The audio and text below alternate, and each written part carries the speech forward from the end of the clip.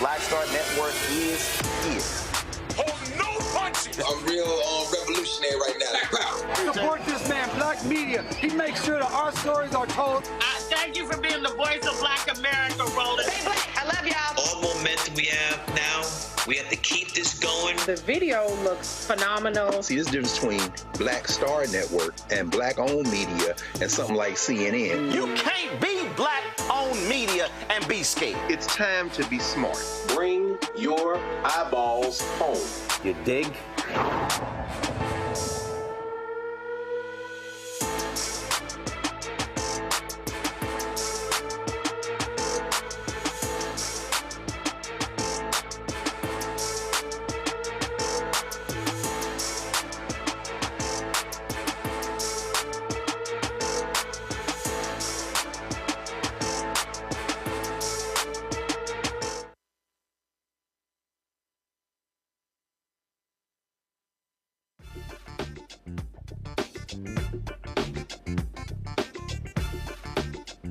Today is Monday, March 4, 2024. Coming up on Roland Martin Unfiltered, streaming live on the Black Star Network.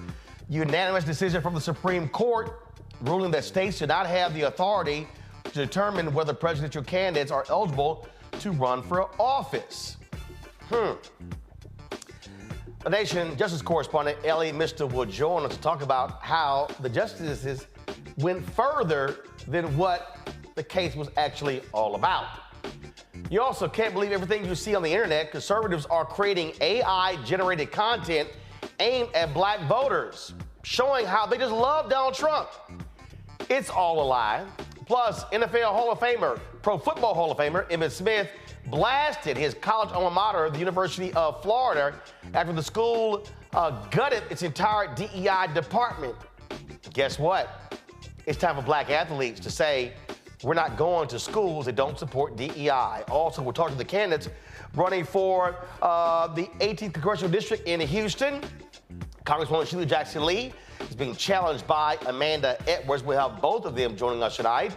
Vice President Kamala Harris was in Selma on Sunday commemorating the 59th anniversary of Bloody Sunday. We'll show you some of what she said. Plus, in our Fit, Live, Win segment, we are looking at the disparities in diagnosing black people with Alzheimer's. And Dothan, Illinois City Council meeting tonight.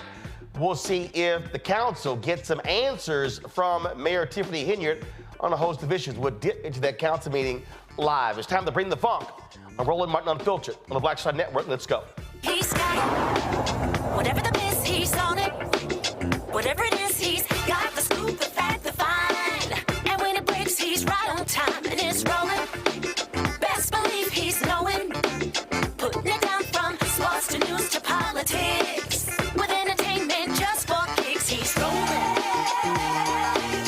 It's on go, roll, y'all. It's Roland Martin, rolling with Roland now. He's funky, he's fresh, he's real, the best, you know he's Roland Martin now.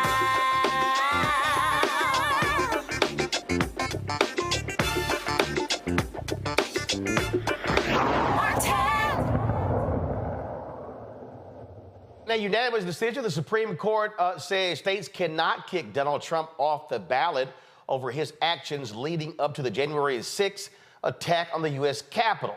In the unanimous unsigned ruling with no dissents, well, not really, the court reversed the Colorado Supreme Court's decision, which had determined that Trump could not serve again as president under Section 3 of the Constitution's 14th Amendment. That provision prohibits those previously held government positions but later engaged in insurrection from running for various offices. Joining me now is the Justice Correspondent for The Nation, Elie Mystal. Elie, glad to have you here. So, just like the Dobbs decision, the conservative majority actually went further than really what was on the table, correct? Yeah, once again, the only amendment that this Supreme Court cares about is the Second Amendment, and they treat all the other amendments like mere suggestions that they can ignore whenever any other constitutional rule threatens to hurt their daddy, Donald Trump. And so they determined that the only way someone can be held accountable with the Insurrection Act if Congress passes a law. That's not in the Constitution. I thought these were strict constructionist originalists. Yeah, we hope Congress may be able to pass a law, right? Look, what was on the table was whether or not the Colorado State Supreme Court could, on its own authority, exclude Donald Trump from the ballot because of his apparent and legally agreed to violation of Section 3 of the 14th Amendment, which bars insurrectionists from running for office again. The Supreme Court unanimously said no. Colorado does not have that authority on its own accord. I disagree with that, but that's the way that cookie crumbled. And it was obvious that that part of the decision was going to be 9-0, even if you just listened to the oral arguments from the Supreme Court. So then the second question is, if not Colorado, then who, right? Who can use this section of the 14th Amendment if not the state of Colorado, right? That is a question that the Supreme Court didn't have to answer, right? Nobody asked them, but they decided on their own accord to answer that question, and then they answered it poorly. So instead of saying that, for instance, a court of law could apply the 14th Amendment. So imagine in this kind of bizarro world where Merrick Garland actually does something. Imagine that Merrick Garland had prosecuted Trump for insurrection and he'd been found guilty of a treason or sedition clause, right? That should normally make the 14th Amendment operate, right? That's how it would work for any other amendment. But the court said, no. Even in that case, even in the case where Trump was tried, convicted, and jailed for insurrection, that wouldn't kick him off the ballot. The only thing that can kick him off the ballot, according to the conservatives on the Supreme Court, is if Congress, by law, passes a piece of legislation specifying that people who are charged with insurrection are kicked off the ballot. So that part of the decision, that part was not unanimous. That part was actually 5-4, kind of boys versus girls. It was the 5 male conservative justices saying that, yes, only Congress could do this, and the 4 women, including Amy Coney Barrett, kind of saying that that was a bad ruling, that the court went further than it needed to in order to protect in order to protect their Lord and Savior, Donald Trump. And here's why that's total BS. In Arizona, there was an elected official who a judge ruled engaged in the insurrection on January 6th, and he was barred from running for office in that state. And that's exactly right, Roland. But think about, take that to its logical conclusion. Who is the Supreme Court trying to help? And you see that the Supreme Court isn't just trying to help Donald Trump. It's trying to help everybody who attacked the Capitol on January 6th. It's trying to help Marjorie Taylor Greene. It's trying to help Jim Jordan. It's trying to help whatever local oath breaker, oath boy, proud boy, whatever white supremacist you want to call it. It's trying to help all of those white supremacists not lose any ability to run for office and continue their coup. That's the extreme part of the Supreme Court's ruling. They could have kind of cabled it just to Donald Trump, but no. The 5 conservative men said, we're trying to make the world safe, make government safe for all of the rest of the white supremacist insurrectionists, should they wish to run for office in the future. That's the real upshot of today's ruling. Here's also why the ruling is utter BS. Let's say Donald Trump was in his 3rd year in the Oval Office and engaged in an insurrection. The Supreme Court is saying that Congress has to pass a law. The only way the law becomes effective is if the president signs it. So what they're saying is that the person who engages in the insurrection could actually just veto the bill, and then it will require 2/3 of Congress to override the veto. That's nuts that Congress gets to pass a bill that the president would have to sign to hold him accountable, and he could run again. Do you see how the fix is in? I mean, you're exactly right. So, what do we take from that information? And what I take from that information is that the fix is in, and the Supreme Court is 100% in the tank for not just Donald Trump personally, but his entire white supremacist movement. Like, that is what they are trying to make the world safe for. And it's not just with this ruling about the Colorado court today. Remember, part of what the ruling does is that it counteracts all the other states. There are 30 states right now considering kicking Trump off the ballot. This ruling takes all of those states out of the conversation, right? Even in like Maine, where they have not a court, but the state attorney general applying the Constitution and Maine's laws. That case is now out, right? So it's not just Colorado, it's what they've done to the entire ballot access question, but it's also what they've done last week, right? Where we saw the Supreme Court decide to hear Trump's ridiculous, legally fallacious, and stupid immunity argument on April 22nd, thereby making it almost impossible for us to bring Trump to trial before the election. So when you start to link up everything the Supreme Court is doing, when you start to take this decision and that decision, and oh, look over there what they're doing, what you have is an entire kind of effort to make the world safe for a Donald Trump reformation, for a Donald Trump reappointment as the commander-in-chief. And that's what the Supreme Court wants, and that's what they're trying to do. Looks like Fox News right-winger Will Cain isn't too happy with you. He tweeted this earlier where he said, enough with this saving democracy junk. There isn't an institution in our constitutional republic. There isn't an institution in our constitutional republic they won't destroy for power, because you had tweeted, anyway, as I said last week, the Supreme Court must be stopped. And so, again, not happy with that. He also had tweeted this here, which I thought was utterly hilarious. Let me pull it up. He goes, here it is. Let's review what must be destroyed to save democracy. Voting, free speech, Constitution, Supreme Court, Electoral College, RFK, no labels, Dean Phillips, rule of law, rural white voters, southern border, separation of powers, privacy, domestic surveillance limitations. What else? Well, I say Fox News. I mean, look, Will Cain always looks dumb whenever somebody forces him to act without reading Skip Bayless's crib notes. And, right? he's a so-called lawyer. Like, all Will Cain can do is read what Skip Bayless tells him to do and kind of make statements based on that, right? So he's clearly an idiot. But he didn't read my article, right? Because if you read my article, what I said in that article about the Supreme Court needing to be stopped is that we, the people, need to take every shred of power that the Supreme Court still allows us to have, which is not that much, every shred of power that the Supreme Court allows us to have, to stop them from remaking the law in Trump's and the white supremacist image, right?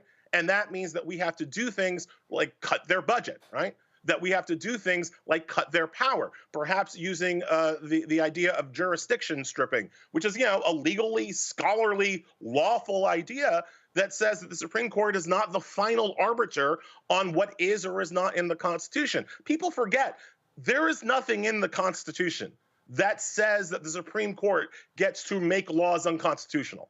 That power was invented by, wait for it, the Supreme Court itself in 1803 in a case called Marbury v. Madison, where it called onto itself the power to declare laws unconstitutional. That wasn't in the original Constitution. That wasn't what James Madison and Alexander Hamilton imagined when they wrote that thing. So this idea that our Supreme Court should have so much power is different than every other country on the planet, but also different than what the Constitution itself calls for.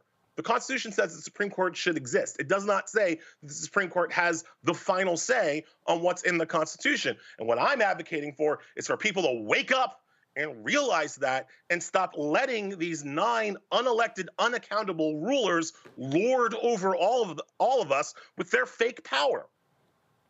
But let's also keep in mind that you have a Supreme Court that decides whether it should recuse itself from any case, and you have a Clarence Thomas whose wife was very much involved in trying to overthrow the election result, sitting in judgment and not recusing himself.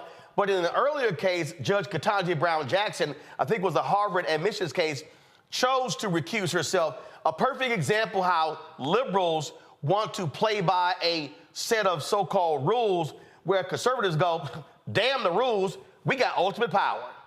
right? No, I always say that liberals think they're playing chess, right? And they're going to have all the pieces, and they're like, rook to E7, and that's right. And Republicans take the chessboard, fold it in half, and start bashing liberals on top of the head. I mean, like, I won the game, yo. And liberals are like, oh, that's not in the rules. Your king was knocked over. You've technically lost. Republicans don't care. Republicans are winning through force. And as long as the liberals keep ceding the ground and backing up and ceding the ground and waiting for a rule book to fall out of the sky to protect us, we will continue to lose. The Supreme Court has a budget that is set by Congress. It can be cut. The Supreme Court has a power that's limited by the Constitution. It can be cut. And until we start doing these things, these Supreme Court justices will keep wafting around the country as if they own the place. Last point here, this tweet went out, and I think it is appropriate. This person has said, nobody has ever been more right about anything in the history of America than Hillary was right about the importance of the Supreme Court in 2016. And there were so many Democrats, so many progressives who chose to sit on their ass, stay at home because they were pissed off at her, saying that they didn't like her and they didn't like this, and she mentioned predators, she was this, that, and the other, and she didn't go hard enough against her husband, and all this sort of stuff like this. And what ends up happening? Conservatives get 3 Supreme Court justices. They block 100 federal judgeships from Barack Obama. And what do we get? Affirmative action decision, this decision, Roe v. Wade being overturned, and all because, let's be clear, there were some people, black, white, Latino, Asian American, men, women, gay, straight, who were like, Hillary, I just don't get it. And Republicans were like, we got no problem electing the thug because he's going to do what we want him to do. Look, there are 3 branches of government, and I keep trying to get people to realize that it is the 3rd branch, the Supreme Court branch, that has a veto power over the other 2 branches. Yep. So if there is anything you care about, whether it's gun safety, whether it's environmental regulations, whether it's police brutality, whether it's financial regulations, whether it's issues about access to justice, whether it's billions to black farmers, whether you actually say you support reparations, guess what? That's going to go to the Supreme Court. All of it ends up on John Roberts' desk. And as long as John Roberts has 5 other conservative votes, John Roberts and the other conservatives will continue to do whatever they want. It doesn't matter about your arguments. It doesn't matter about your votes. It's 6 votes that matter, not the votes of 330 million Americans, right? And so if you don't use, again, what little power you have, what little power they allow you to have, to deploy your votes for the party that is going to try, one hopes, to stop them, that is going to try, one hopes, to rein in their power, then all you are doing is ceding the ground, not to whoever the Republicans elect, but to these 6 unelected judges to do, again, Roland, whatever they want. Elie Mystal, Justice Correspondent for The Nation. Elie, we appreciate it. You're not going to see him for a bit, folks. He's working on a book, so he needs to get that done. But Elie, I'm glad you took some time talking to us. Always, Roland, and congratulations to you. You're the best. I appreciate it, sir. Thanks a lot. Got to go to a break. We come back. We'll chat with my panel about this. I keep telling y'all, all y'all people who keep telling me, you keep bringing up those judges, hashtag, we tried to tell you. You're watching Roland Martin Unfiltered on the Black Star Network. You heard why we're marching, and it's really a launch. It's not even a march. We're launching. That's right. A 42-week campaign. March the 2nd at 10 o'clock in Raleigh and 33 other state capitals and the District of Columbia.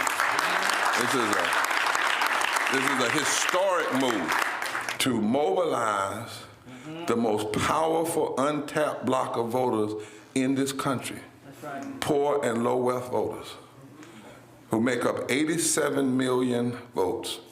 And it's never been tried before. Never been tried before in history. At the same time, same message, same focus. And when that power turns loose, they will not be able to figure out the political calculus. I don't know about you, but I'm ready to shake things up. I'm ready to get up out of the valley. I'm ready for God to put his spirit on us. I'm ready to be used to change this nation. And what we're saying is, can't we come together? Can't we come together around an agenda? You ain't got to like everything about Reverend Barber. You don't have to like everything about Sangria. You don't have to like everything about Long Choir. But can we come together and say, it's time to end poverty as the fourth leading cause of death? It's time to have $15 and a living wage indexed with inflation. So every time inflation goes up, the minimum wage goes up. It's time to have health care for all. It's time to fully fund public education. Can't we come together? It's time to protect women's right to women's health. It's time to have affordable housing for everybody. It's time to stop the proliferation of guns. Ain't no way folk ought to be able to have more guns than they have food, more guns than they have meat on their table. That makes no sense. Isn't it time for division to be ended and love to take over? Can't we organize around that? Look at your neighbor and say, neighbor, I don't need to like everything about you, but can't we organize for power? Can't we stand for justice? Can't we love everybody for just a little while? Can't we come up out of the valley? Can these bones live?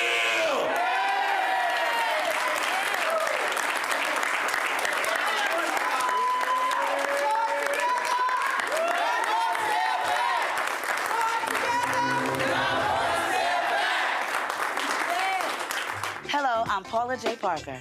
Truly proud of the Proud Family, louder and prouder on Disney+. And you're watching Roland Martin, Unfiltered.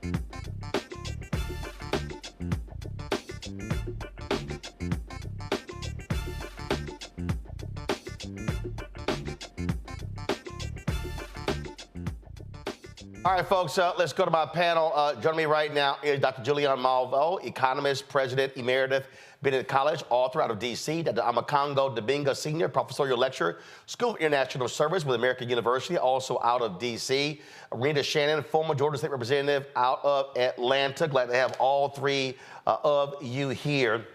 Renita, I'll start with you. I'm going to keep pounding this over and over and over.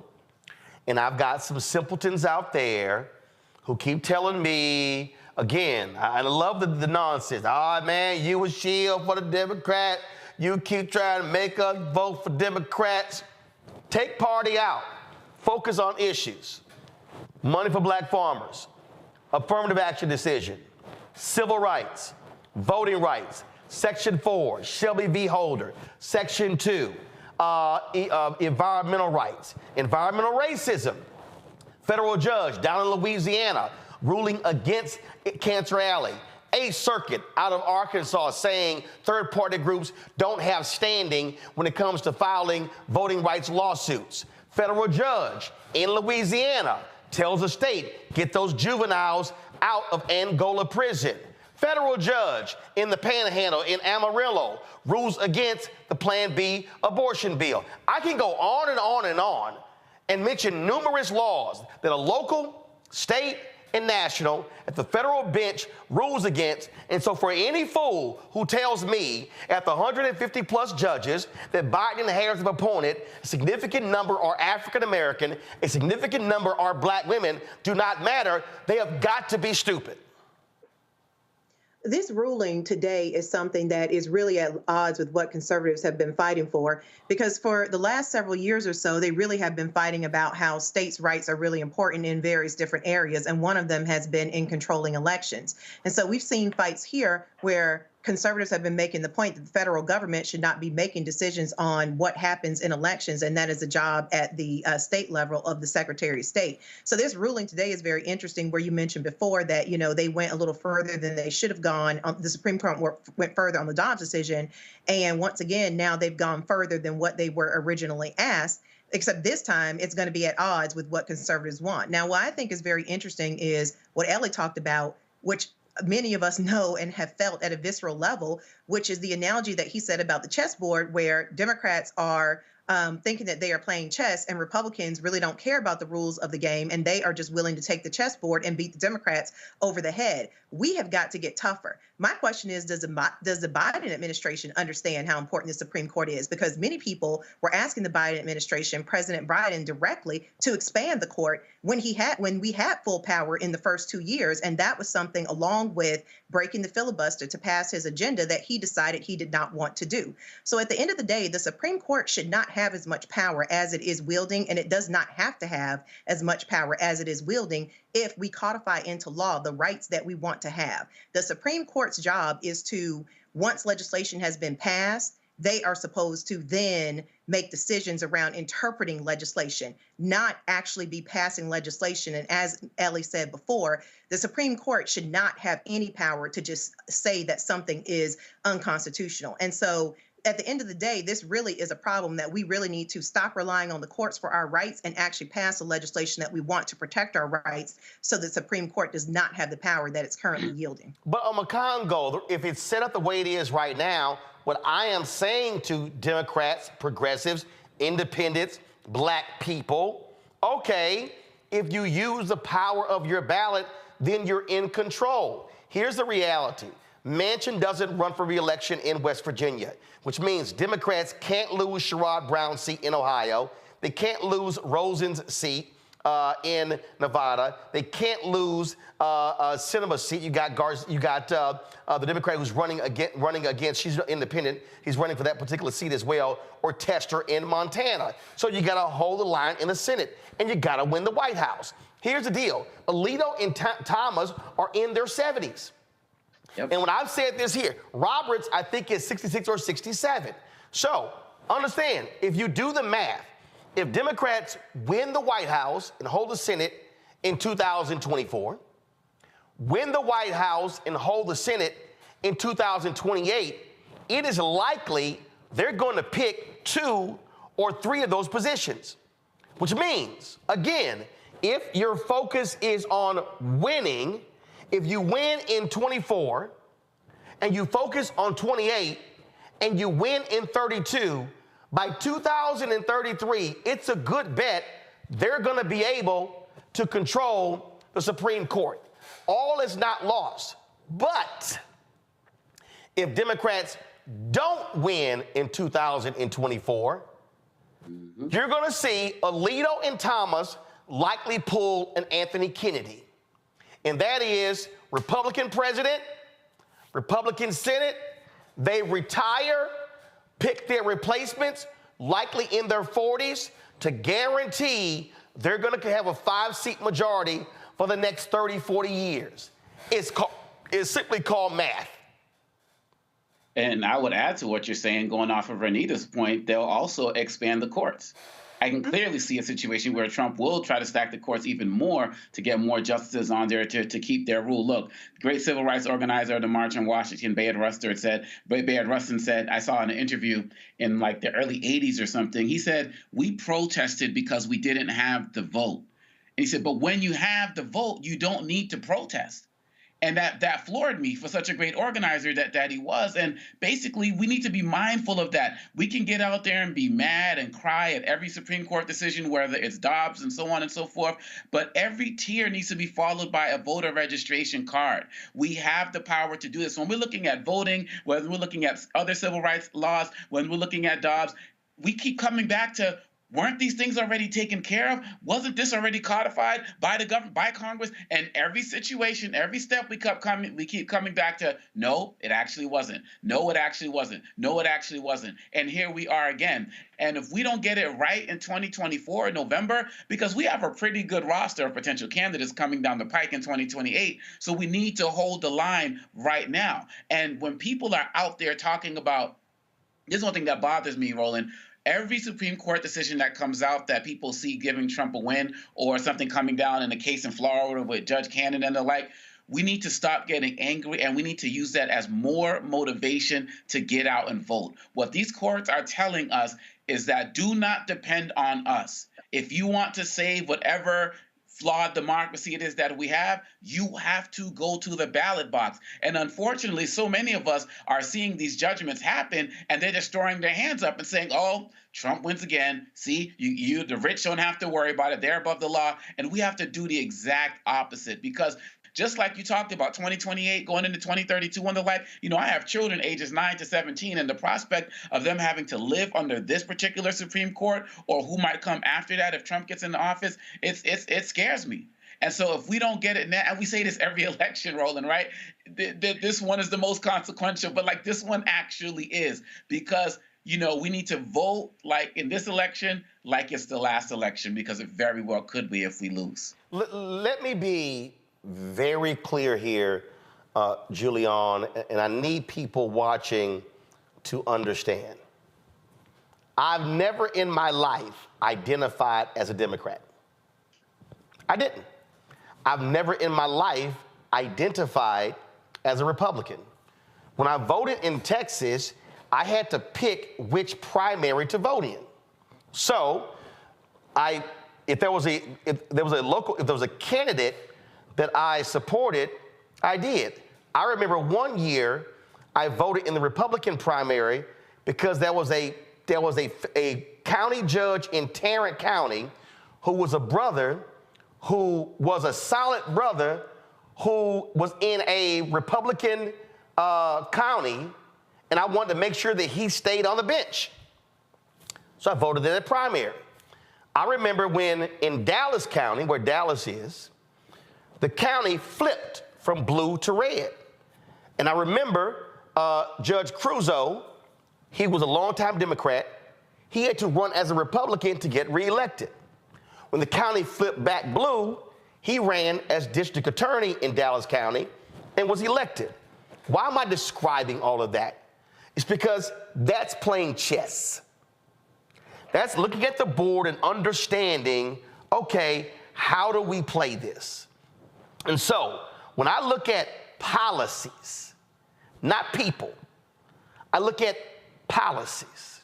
When I look at HBCU funding, when I look at housing, when I look at Republicans, how Republicans wanted to cut the $80 billion that was allocated to hire new IRS agents. And the story that Rolling Stone did shows that thousands of rich Americans from 2017 to 2021 just didn't even file taxes. Just didn't even file taxes. They're like, yeah, we ain't got to. And now the IRS has that money, they now are pulling in billions of dollars. Now, I'm looking at who fought the IRS agents, Republicans. Who fought for the money? Democrats. If I'm looking at who is understanding climate change, Republicans fight against it. Democrats fight for it. If I look at who fights ballot drop boxes, Republicans are against them, Democrats are for them.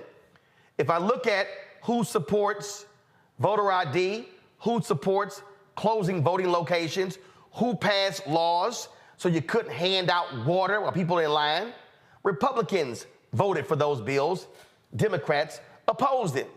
So I, as somebody who looks at policy, can sit here and go, I want to make sure that these crazy, rabid MAGA Republicans are not in power.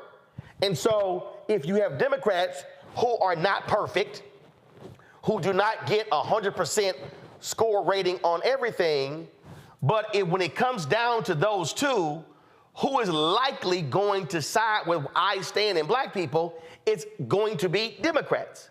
So I'm now sitting here going, if it means having progressive black and black female federal judges, I need Democrats to control the Senate and the White House.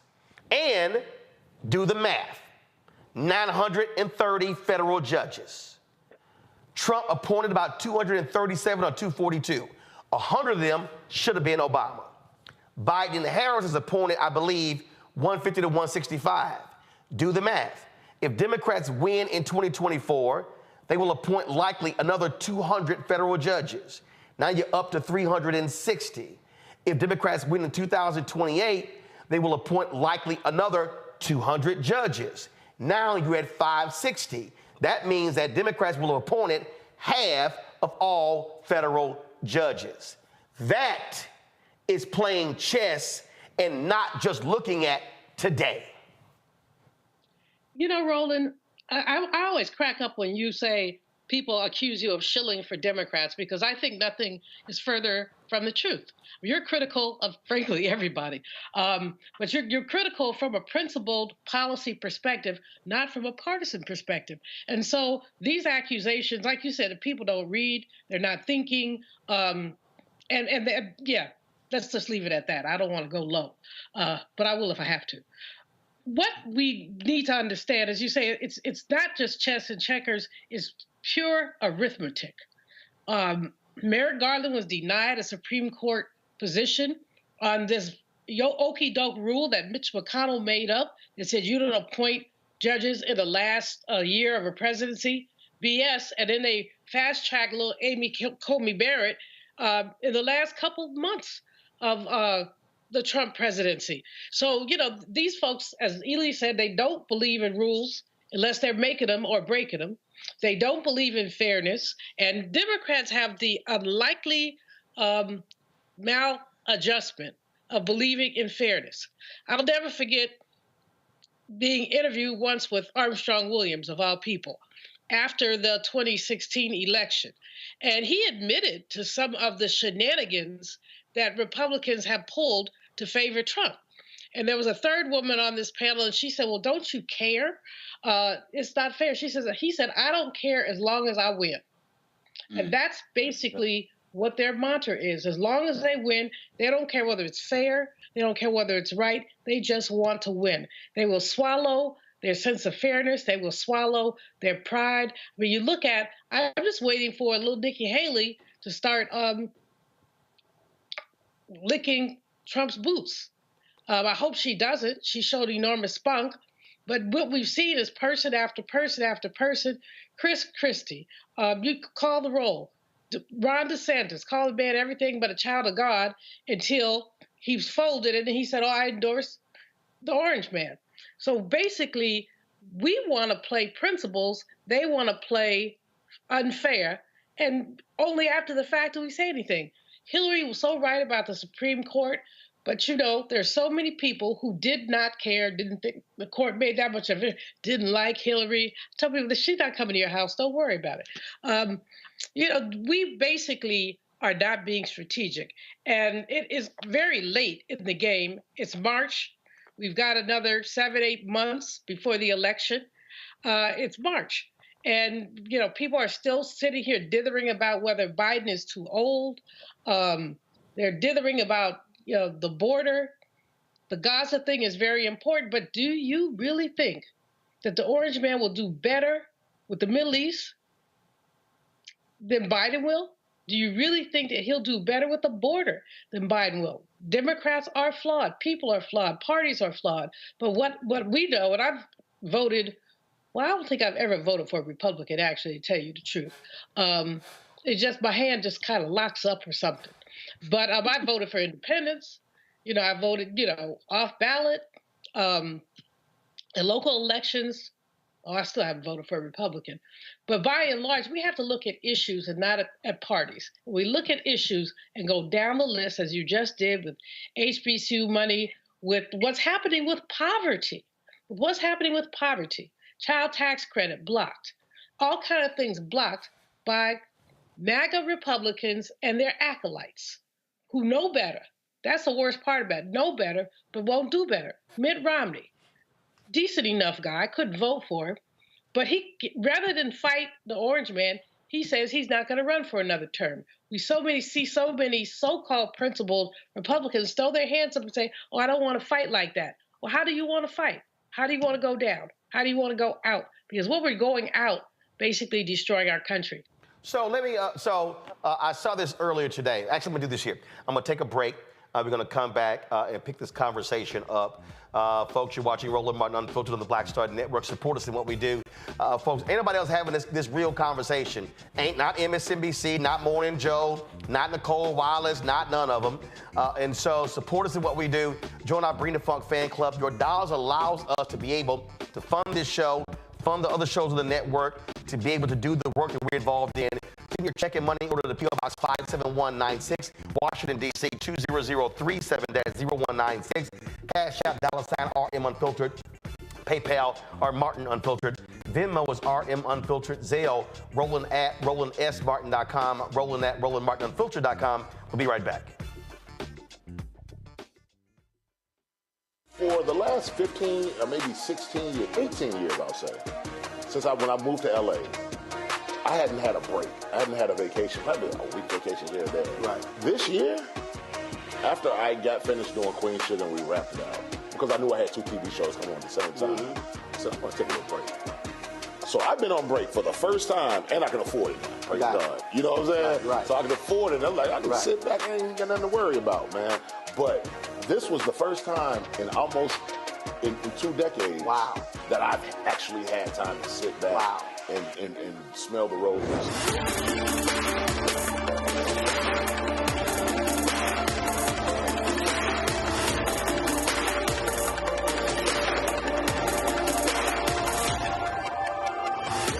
On the next Get Wealthy with me, Deborah Owens, America's Wealth Coach, I'm sure you've heard that saying that the only thing guaranteed is death and taxes. The truth is that the wealthy get wealthier by understanding tax strategy. And that's exactly the conversation that we're going to have on the next Get Wealthy, where you're going to learn wealth hacks that help you turn your wages into wealth. Taxes is one of the largest expenses you ever have. You really got to know how to manage that thing and get that under control so that you can build wealth. That's right here on Get Wealthy, only on Black Star Network. Hello, I'm Jamia Pugh. I am from Coatesville, Pennsylvania, just an hour right outside of Philadelphia. My name is Jasmine Pugh. I'm also from Coatesville, Pennsylvania. You are watching Roland Martin Unfiltered. Stay right here.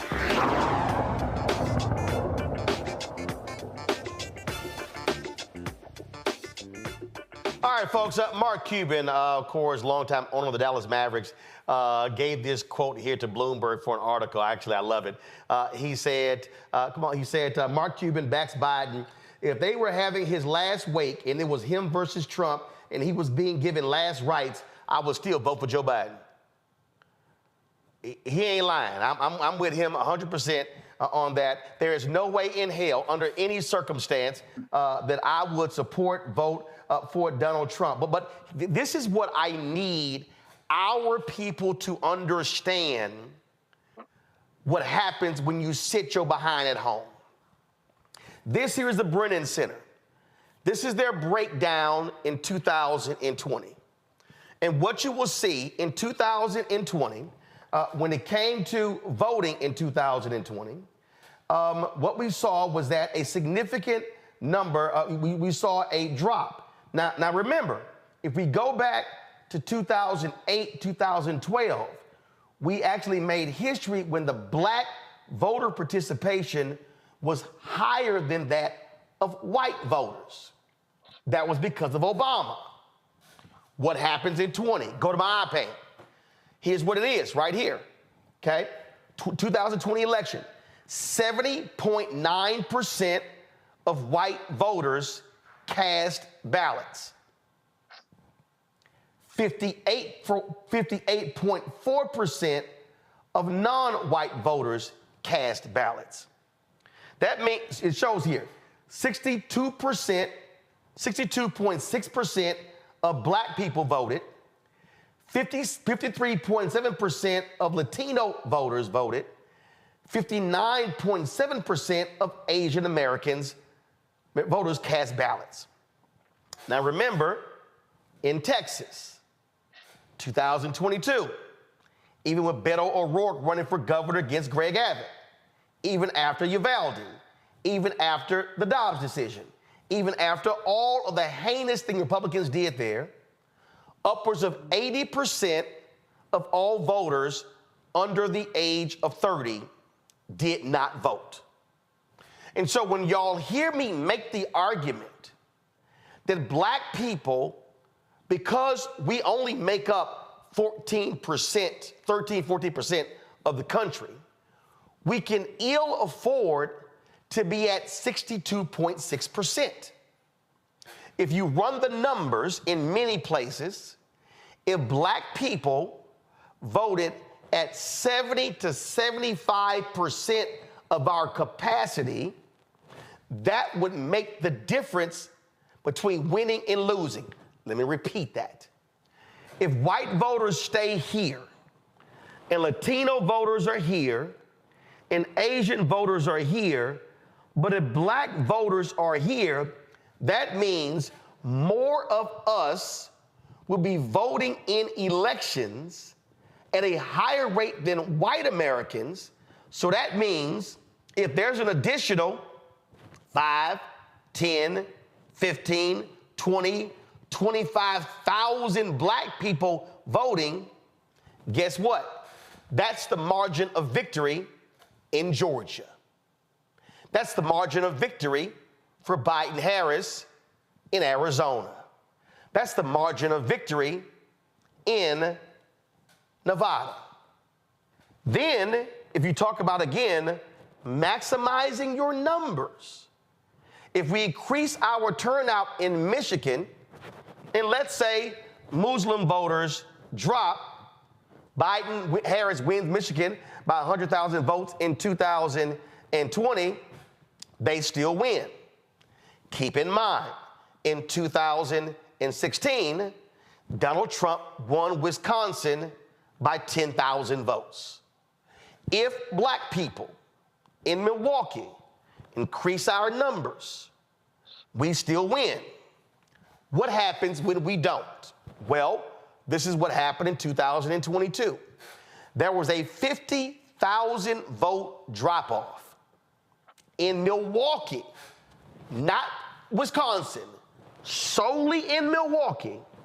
There was a 50,000 vote drop-off in Milwaukee from 2018 to 2022.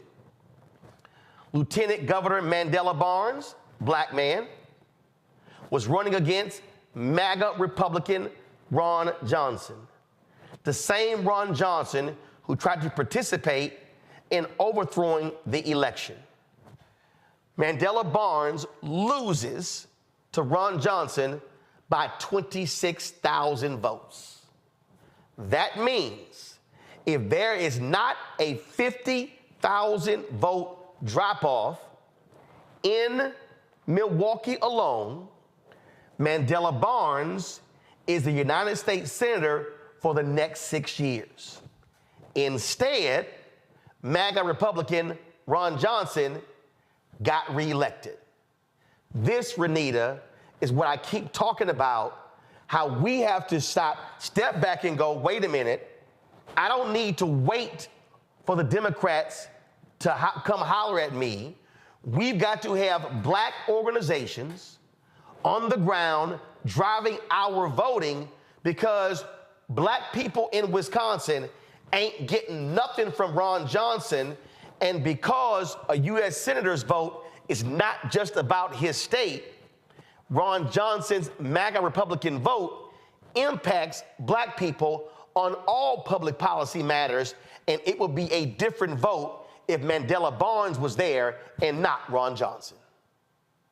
Well, everything you're saying is correct as it relates to turnout is how you win elections. But the part that I feel like is not coming, that you're not quite putting focus on, that what really needs to have focus on is that turnout only comes if voters feel like that they have something to vote for, and if they are satisfied with what they are seeing as far as what is being promised, and if they believe that candidate is going to do it. This is not solely a Black people voting problem, because white people do the same thing. And I say that because what the left is going through right now is the same thing that the right went through a couple of years ago. We all watched it happen. Republicans used to run candidates like Mitt Romney.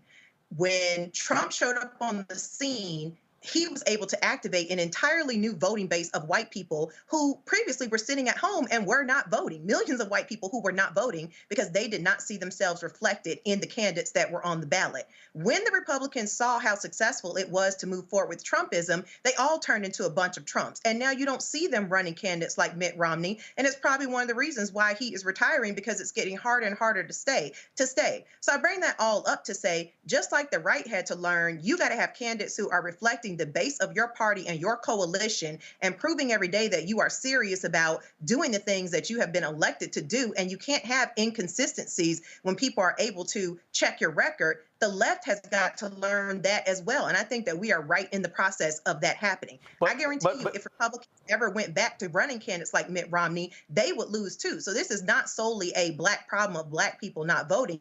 Right, you're right in the turnout, but we are spending too much time. It's important to make people understand who Trump is. People know that. But we're spending too much time framing this up as voters making a choice between Trump and Biden. They're not. They are making the choice between voting and not voting. That is the choice. So, but here's the Congo. But this is the point I'm making. I ain't dealing with white people. I ain't dealing with Latinos. I'm not dealing with it. No. Follow me here. I don't have white folks in my equation, Latinos or Asians. What I have in my equation are what we as Black people care about. So when I'm talking about turnout, I'm also talking about Black candidates. I'm talking about how they're going to vote.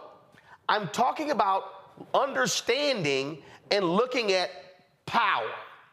When I look at, and again, I know what they're saying privately. Chris Christie, Rudy Giuliani, all of them, they couldn't stand Trump on Congo. Yep. They knew he was the idiot, but they understood power. And what I am arguing is, and what I'm speaking about ain't just Biden and Trump. Sherry Beasley loses by 401 votes as the Chief Justice of the North Carolina Supreme Court. Had Sherry Beasley won, Democrats would have a 6-1 majority on the state Supreme Court. Why does that matter? Because by them controlling the state Supreme Court, they get to stop the madness of the Republicans in the legislature. And so, if we look at, again, our voting power, I'm looking at what can we stop. I'm not interested in complaining after the fact. It's Black people right now in Louisiana who are complaining about Governor Jeff Landry. But guess what? Look at the numbers of turnout. And so turnout means that I am voting not just for person or for party. Yes, I'm voting against evil because of what it may do, and I'll give you an example. President Obasanjo wins North Carolina by 14,100 votes in 2008. The Obama coalition stayed home in 2010. North Carolina used to have one of the lowest voter participations. It was at 78% in 2008. What did? They stayed home in 2010. Republicans took over the legislature, began to pass voter suppression laws. Here we sit some 16 years later, and in North Carolina, they are still trying to claw back to where they were in 2008. I'm saying we got to be thinking multi-year, multiple battles here, and not stay at home. Congo, go ahead. Well, absolutely. I think one of the challenges, we definitely have to talk about, appeals of candidates and the like, but Republicans fall in line while Democrats wait to fall in love. And I think too often Democrats have this mindset of, I don't really love the candidate, so I'm not really going to mess with them. And they're not thinking strategically enough. And so even if Mandela Barnes wasn't somebody who people felt was, a charismatic enough candidate or wasn't really going to represent their issues, the courts are an issue. Voting rights is an issue. Look where we are with Dobbs now and other areas like that. Those are issues that we could have had principled enough people in the Senate or, who we could have had, to get to the Supreme Court and other areas if, Hillary came into office, who could have prevented some of the major challenges that we're dealing with right now. And furthermore, when you talk about the Brennan Center report, they talk about that, what they're calling, that voting gap, that racial voting gap. And they're talking about since Shelby v. Holder, came into place in 2013, right, the disparity between white and black voters has started to grow in ways that have been worse since before Obama came into office. And so, again, that's also a court's decision. And so too many times in our community, we find ourselves confronted with things that if we developed a certain level of sophistication enough, we could understand that if we tackled these things in the past, we wouldn't have to deal with them now. Like when you talk about in Milwaukee, where 50,000 people just don't show up, or you talk about 2010 in North Carolina, these are issues that are leading towards real problems now. And so on some levels, given everything we've had to deal with the courts, just in the last 2 years alone, we have to develop a certain level, like Hillary talked about. We have to be a kind of single-minded voter as it relates to what's coming forward in 2024. We can talk about, Palestine and issues relating to Biden's policies there. We can talk about issues relating to healthcare and other things. But who is going to be in power to create a court system that's going to affect our agenda for generations? Period, bottom line. And that's where Republicans have always been. And I appreciate what Renita's saying in terms of, what the Republicans went through and how they switched their candidates and all of that type of stuff. I understand what she's saying. And we need to go through that a little bit as well. But when we're dealing with this existential threat to our very well-being in this country, there's a certain level of, and I'm not saying compromise principles, but there's a certain level of strategic mindset that we need to have and who we're going to put in office, period, bottom line. And so we got to increase the numbers if we really want to take part in this American experiment. Julian, again, I'll use an example. I was there on the ground for the special election in Mississippi, where Mike Espy lost to Senator Cindy Hyde-Smith by 65,000 votes. And there were a significant number of black people in Mississippi who were eligible but did not vote. And not just them, there were a lot of poor white people, eligible but did not vote. But I'm gonna take them off the table. If I only focus on black people who did not vote, that number had, those folks voted, had 65% of the black people in Mississippi who did not vote, voted, Mike Espy is a United States Senator. That changes the game in Mississippi. So for me, I'm not sitting here, I'm not having a conversation of what white folks doing.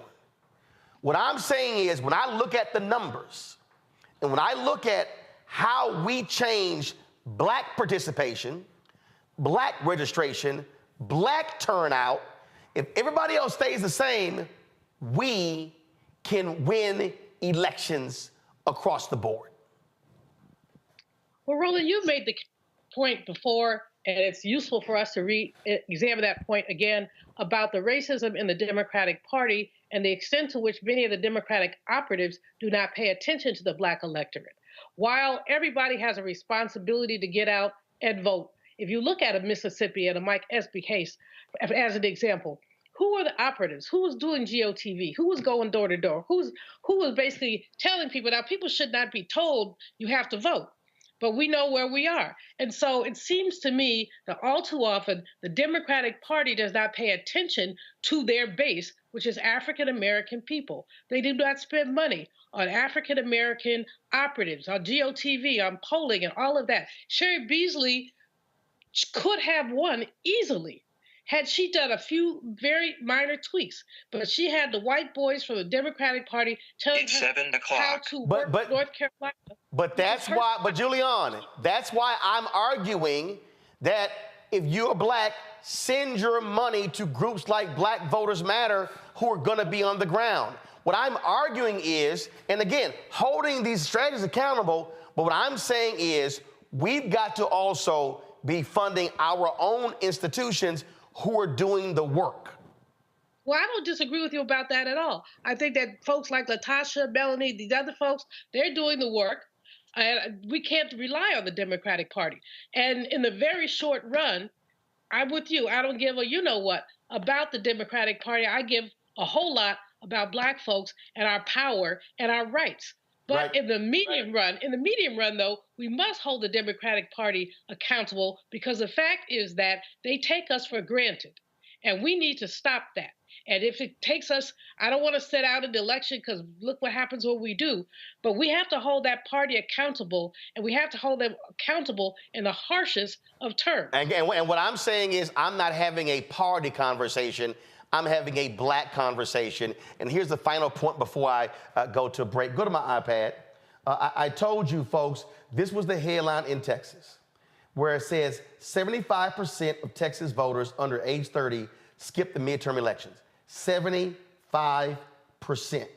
Now, here's what was interesting. So this progressive advocacy group, Gen Z for Change, says both parties in the state failed to mobilize and engage young voters in the way that they should have been.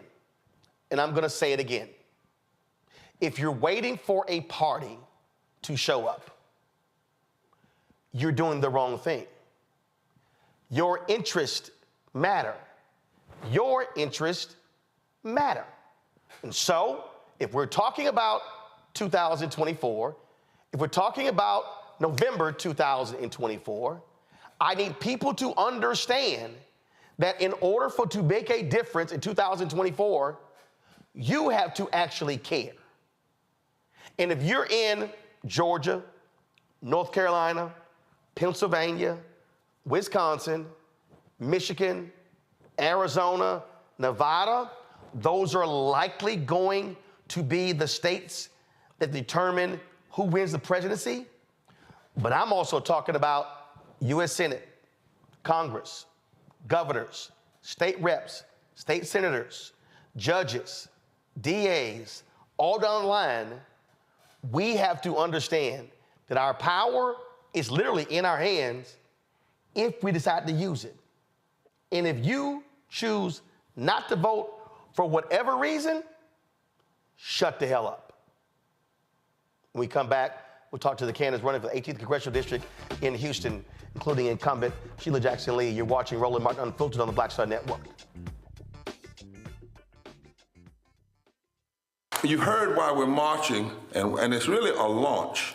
It's not even a march. We're launching That's right. a 42-week campaign, March the 2nd at 10 o'clock in Raleigh and 33 other state capitals and the District of Columbia.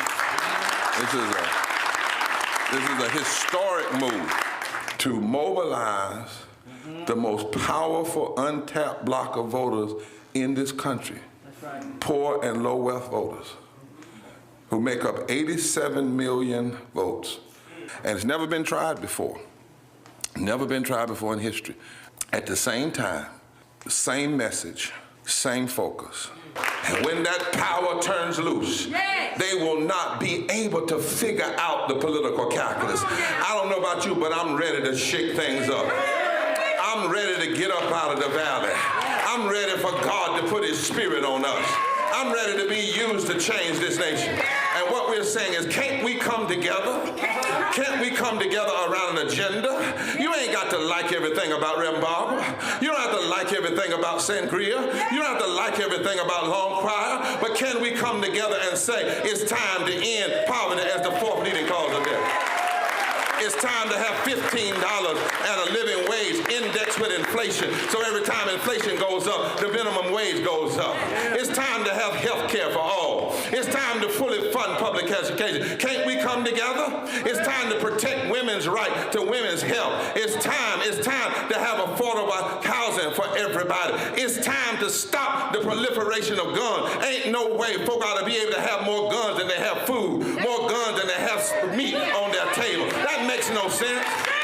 Isn't it time for division to be ended and love to take over? Can't we organize around that? Look at your neighbor and say, neighbor, I don't need to like everything about you, but can't we organize for power? Can't we stand for justice? Can't we love everybody for just a little while? Can't we come up out of the valley? Can these bones live?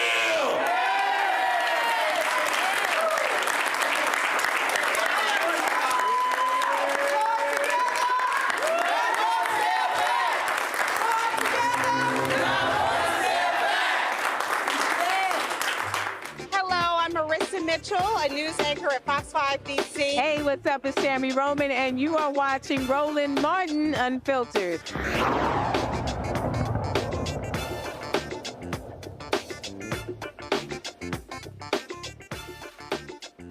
Folks, primaries are taking place all around the country, Democrats and Republicans running. And when you look at most of these elections for Congress and most incumbents, they are running unopposed. But that is not the case in the 18th Congressional District in Houston. Longtime incumbent Shelia Jackson Lee.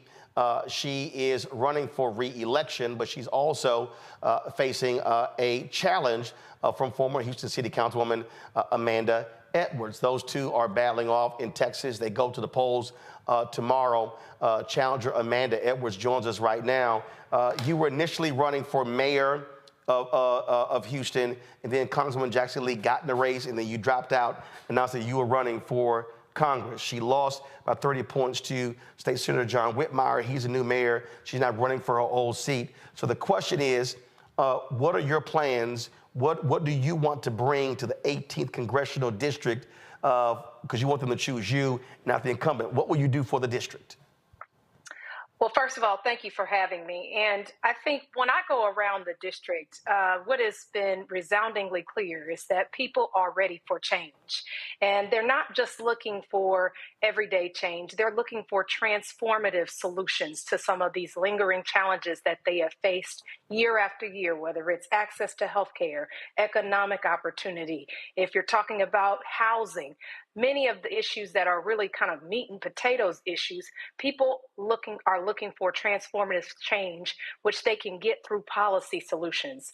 I think separate from that, in addition to being able to respond to the existing challenges, people are looking to have a leader who has a vision for the future of this community. So bringing bold solutions to the table and a bold vision that includes everybody in it having the opportunity not just to get by in the community, we want them to thrive in the community, and having a pathway for success for each and every single resident is part of that vision.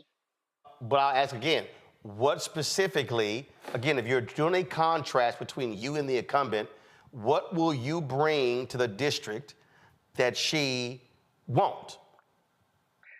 Well, one of the things that I think is important to note is that what a lot of the change that we're looking for, the transformative change that we're looking for, really requires systems change, policy fixes. And it's not been something that has been the emphasis or focus of the Congresswoman in the past 30 years. We have seen quite a bit of constituent response and advocacy, and certainly you've got to do that too. But I think there is another realm of this role that really requires us to really get serious about systems change. When you look at how infrastructure dollars works in a city like ours that had the second worst disaster in U.S. history, and the fact of the matter, we've set up systems that have failed our people. And so I want to implement systems change through policy. But I got to ask you, though, when you say that, because we understand how it works. And so if you're getting congressional dollars, typically they're coming back to states and community development block grant funds. And then that's going to the Republicans in Austin. We saw what happened with hurricane money that came to the state, and Harris County got screwed out of $1 billion. And so You can be a member of Congress and fight for those federal funds, but if the money is going to Republicans in the state, they get to control how it is dispersed. And so how, as one member of Congress, and if you get elected, you're going to be a backbencher, how do you actually create that change? So you've highlighted exactly what I'm talking about. That system is flawed. It doesn't work. And so having and redesigning a system that doesn't send the money to GLO. You don't have to send the money to GLO. We can legislate something different, a different system in the first place. Why introduce the politics of Texas into a space like what's needed on the ground in Houston as it relates to infrastructure investment? I'll back up. Why do we even have to sit here every time there's a disaster in this country? Every year that there's a disaster, there's a new law that has to get passed, new rules that have to get promulgated. Meanwhile, you've got residents who need answers immediately that you cannot provide because we've designed a system that doesn't make sense. So we've got to go back to the drawing board and not just accept the existing status quo as what has to be just because it's always been, because it hasn't worked for our residents. So when you do legislate, we can do plug and play, where you have an evergreen set of policy in place where it's plug and play for the jurisdiction that might be most impacted at that particular time. Well, obviously, again, just from a disaster standpoint, you don't know what to allocate until a disaster happens. So are you suggesting that there should be a national disaster fund of $100 billion that, depending upon what disasters happen in the country, that's drawn from, versus Congress voting on each disaster? Yeah, we can look at ways to do that through a fund. I mean, this is something that we sadly can predict it will happen. And it happens all over our country, all over the coasts that experience certain types of weather and other natural catastrophes. And so we've got to look at ways that we can actually make these systems work. It makes no sense to have to wait 6 to 12 months to know what the policies will be in your community as to whether they're going to buy out your house, whether or not that there's going to be policy in place that helps you elevate your home. Things like that, it doesn't make sense. And so we've got to go back to the drawing board, whether it's through a fund or whether it's through some other mechanism in Congress. The existing system doesn't work. So we've got to explore new and innovative approaches to really addressing the needs on the ground. Last question for you, and that is, if you had to name your top 2 priorities for the district if elected, what are they? Healthcare and economic opportunity. I say healthcare. When I was growing up, my father was very ill with something called multiple myeloma.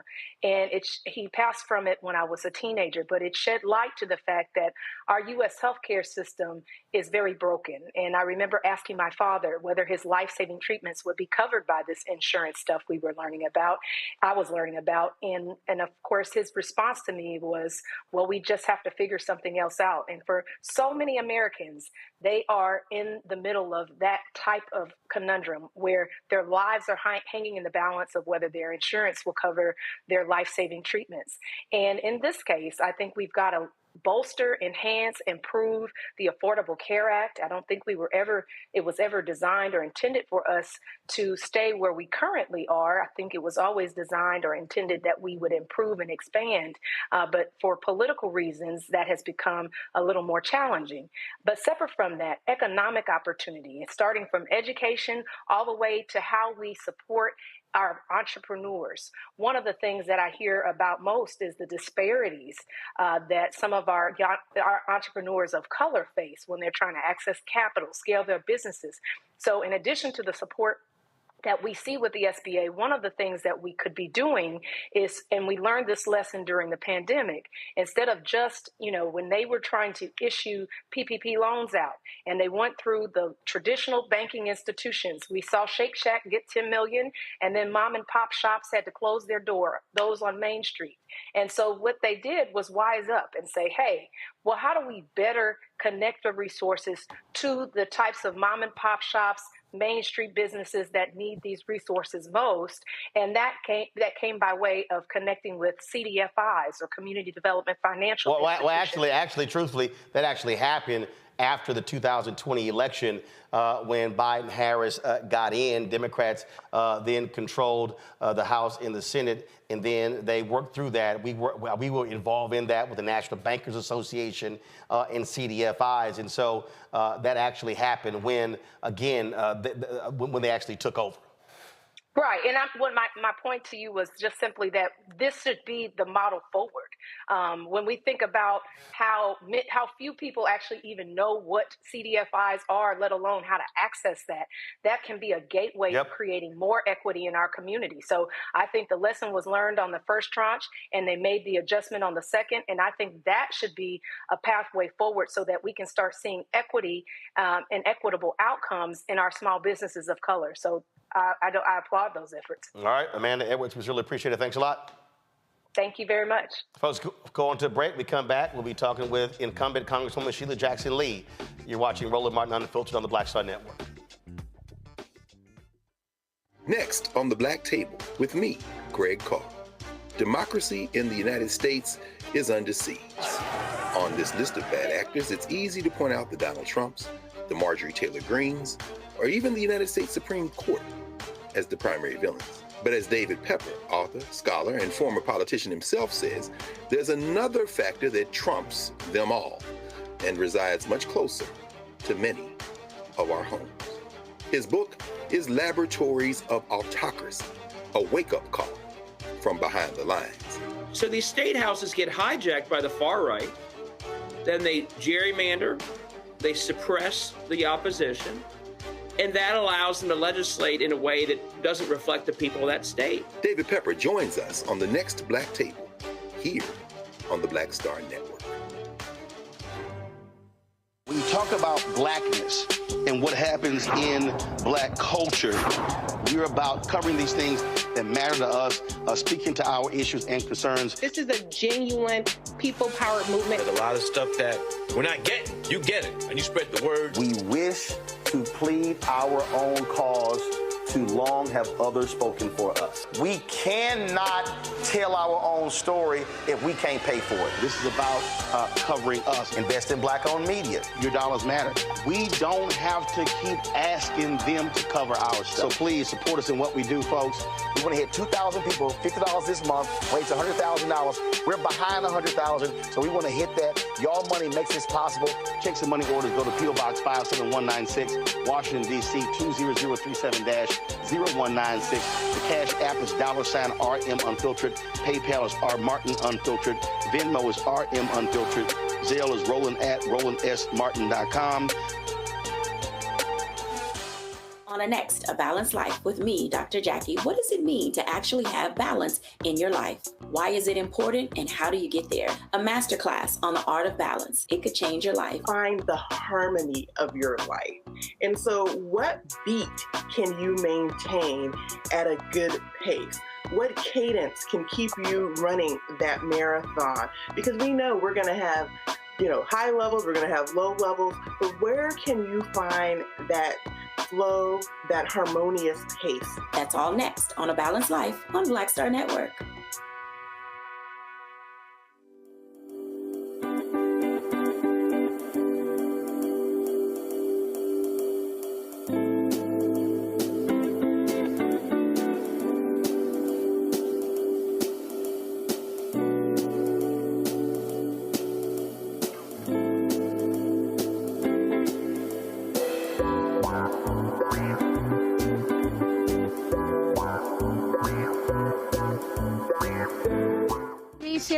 And you know what you're watching, Roland Martin Unfiltered.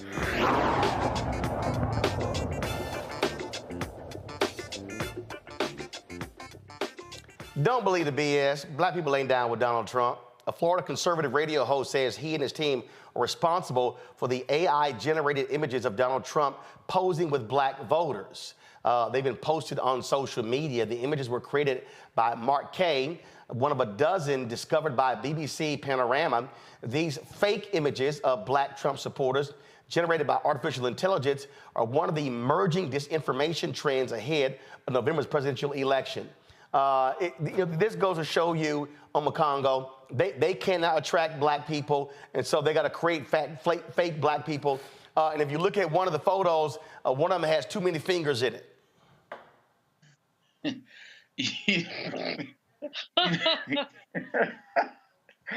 Wow, I did not peep the fingers. I did not peep the fingers. And, this is really problematic. And it kind of goes off of what happened in New Hampshire, with that fake Biden robocall. And, law enforcement, Justice Department, local officials, they really need to crack down on this. The one in the Joe Biden robocall was like a random magician who made it in like 5 minutes or so. There need to be penalties for this. These individuals are coming forward basically saying like, yeah, I did this, but they're creating propaganda and they're lying. And I'll be honest, kind of going back to our last segment, I feel like there are too many folks out there who have some type of prominence, whether it's in the celebrity space or even influence in their local community, who will use something like this and they'll say, hey, does Biden ever come to the hood? Does he ever come and, sit down with us?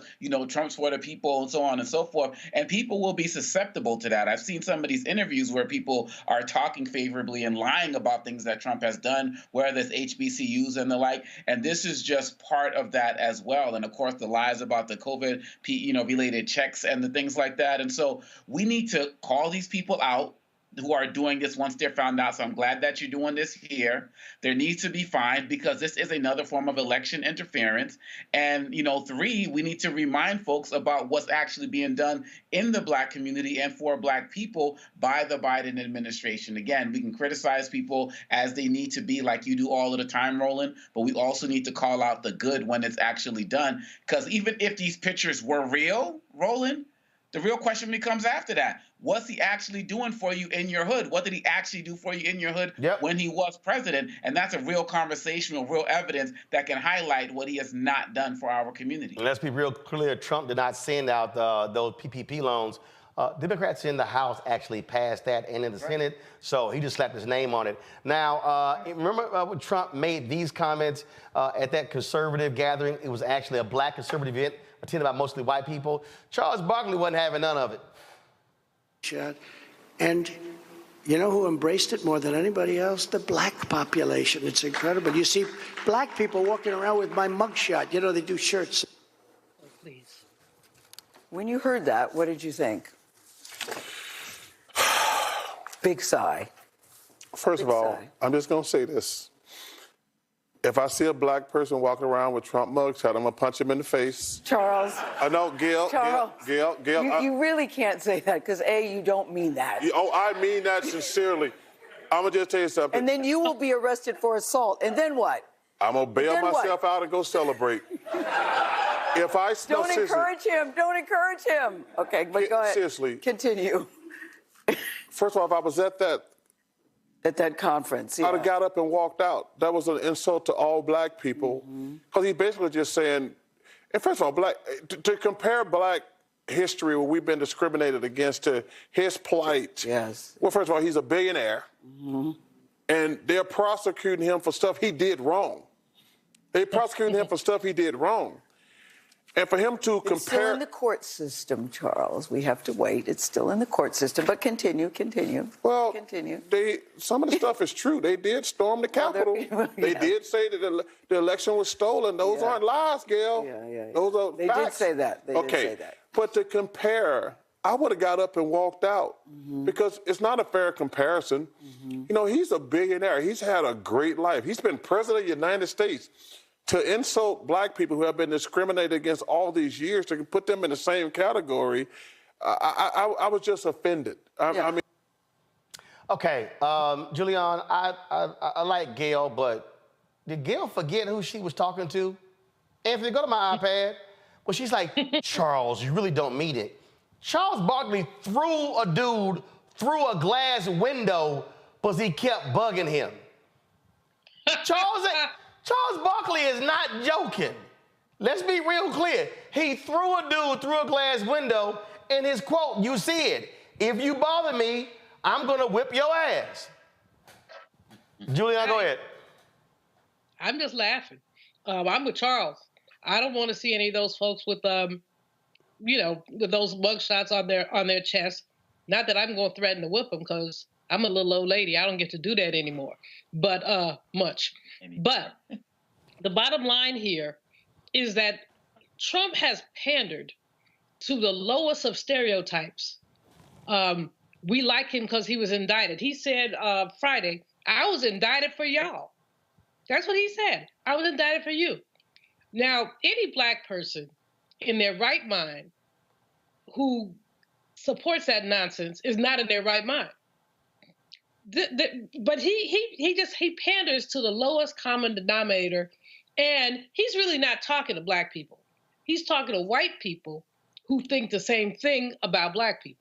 He's really talking to his base of MAGA conservatives, but he's using black folks as a smokescreen. But the fact is that we allow that. Now, all those people who are in those pictures are AI generated. They can prove that it's them. They ought to sue because their likenesses were misused. I know that AI is a whole area that I'm not going to touch because I don't fully understand it, but we do know that you can manipulate images, you can manipulate voices, and they've done quite a bit of this. But back to the Orange Man.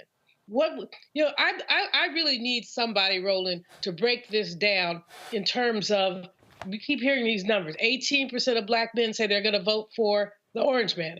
I don't believe that data, and I have not seen that data. Well, they say actually, the latest New York Times Siena poll, they actually say 20+% of all black voters are going to vote for Trump. A lot of people have broken those polls down, and they've gone through that. Look, Terrence Woodbury broke down the 2020 election, where he said how Trump did with black men played a role in Tom Tillis, who was a senator, who's a MAGA senator, picking up about 16 to 18% of black male vote, and that played a role in him winning. So at the end of the day, it depends upon the state, because again, and so it's two things. And also, if you have low turnout, obviously those who do turn out, they're voting for Trump, has a greater impact because low turnout actually amplifies them. Go ahead. But here's the bottom line, though. I mean, whatever the numbers are, a poll is a moment in time. A poll is not election day or the pre-election time, early voting, when people are looking at this. I'm hoping that my brothers, that African-American men, will look at what that man has done for them, which is 0, 0, 0, and pander to the lowest common denominator. And I just don't see, it's very troubling to me that brothers, and I think I've talked about this before, my own sibling, male sibling, voted for Trump in 16, but he didn't in 20, because he said the man wasn't about anything. Well, it took you that long to figure that out when you have 4 sisters. But in any case, he claims that it's partly because of economic empowerment, partly because of his machismo, that attract black men to him. I want brothers to prove him a liar. I want brothers to stand up for values. He hasn't done anything for black people and won't. In fact, he'll continue to vilify, to lie, and thinks that inviting Kanye to Mar-a-Lago or putting out a new sneaker line is going to endear him to black people. It will not. I'm with Charles Barkley. Well, look, at the end of the day, Renita, look, there are, and I've seen it, and I've seen the comments, whatever, there are black women out there who are talking about voting for Donald Trump. There are black men, okay? It's there. But the bottom line is, I think part of the problem, what I'm seeing with these national conversations, and this is where I blame every executive at MSNBC, at CNN, at ABC, at CBS, at Fox News, and all of these networks, they are having poll-driven conversations and not policy conversations. They were having conversations about Biden's age and, oh, he made this mistake, but they were not talking about Trump slurring his words and stuff like that. To me, that's still all the superficial stuff. The question comes down to, what are your policies? What did Trump do? What did Biden do? What is Trump saying he's going to do? Trump is on record, national abortion ban. They're on record of having a Christian fundamentalist administration. And so mainstream media is stuck on polls and stuff like that and not actual policy and the impact on people.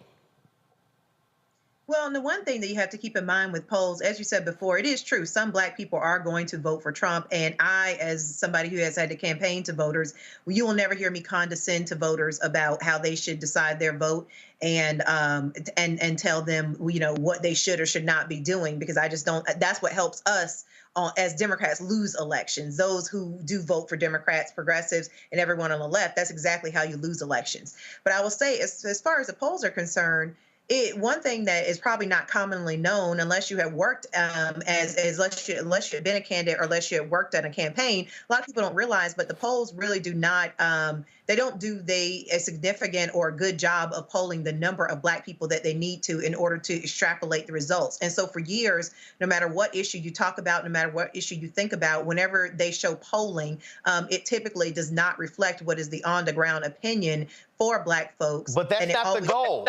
But that's not the goal. The goal, what I'm seeing right now, the problem that I'm seeing right now is that the conversation is completely about polls and not policy. And so I don't care what the poll is. What you now have is Cornell Belcher, who is a Democratic pollster. He's talked about this here. He said, when all of the conversation is about polls, then that's constantly being bombarded in people's minds. And so all they're talking about, okay, polling this, polling that, as opposed to what they are talking about. That's why on this show, you rarely see me bring up any of these polls, because I don't care what the polls say. We're trying to give people information about policy and not a poll. Right. But the other point I'll make, because I'm just trying to put in perspective for you what these polls really mean. Oh, no, man, I know what they mean, but I'm just saying, I got to go ahead.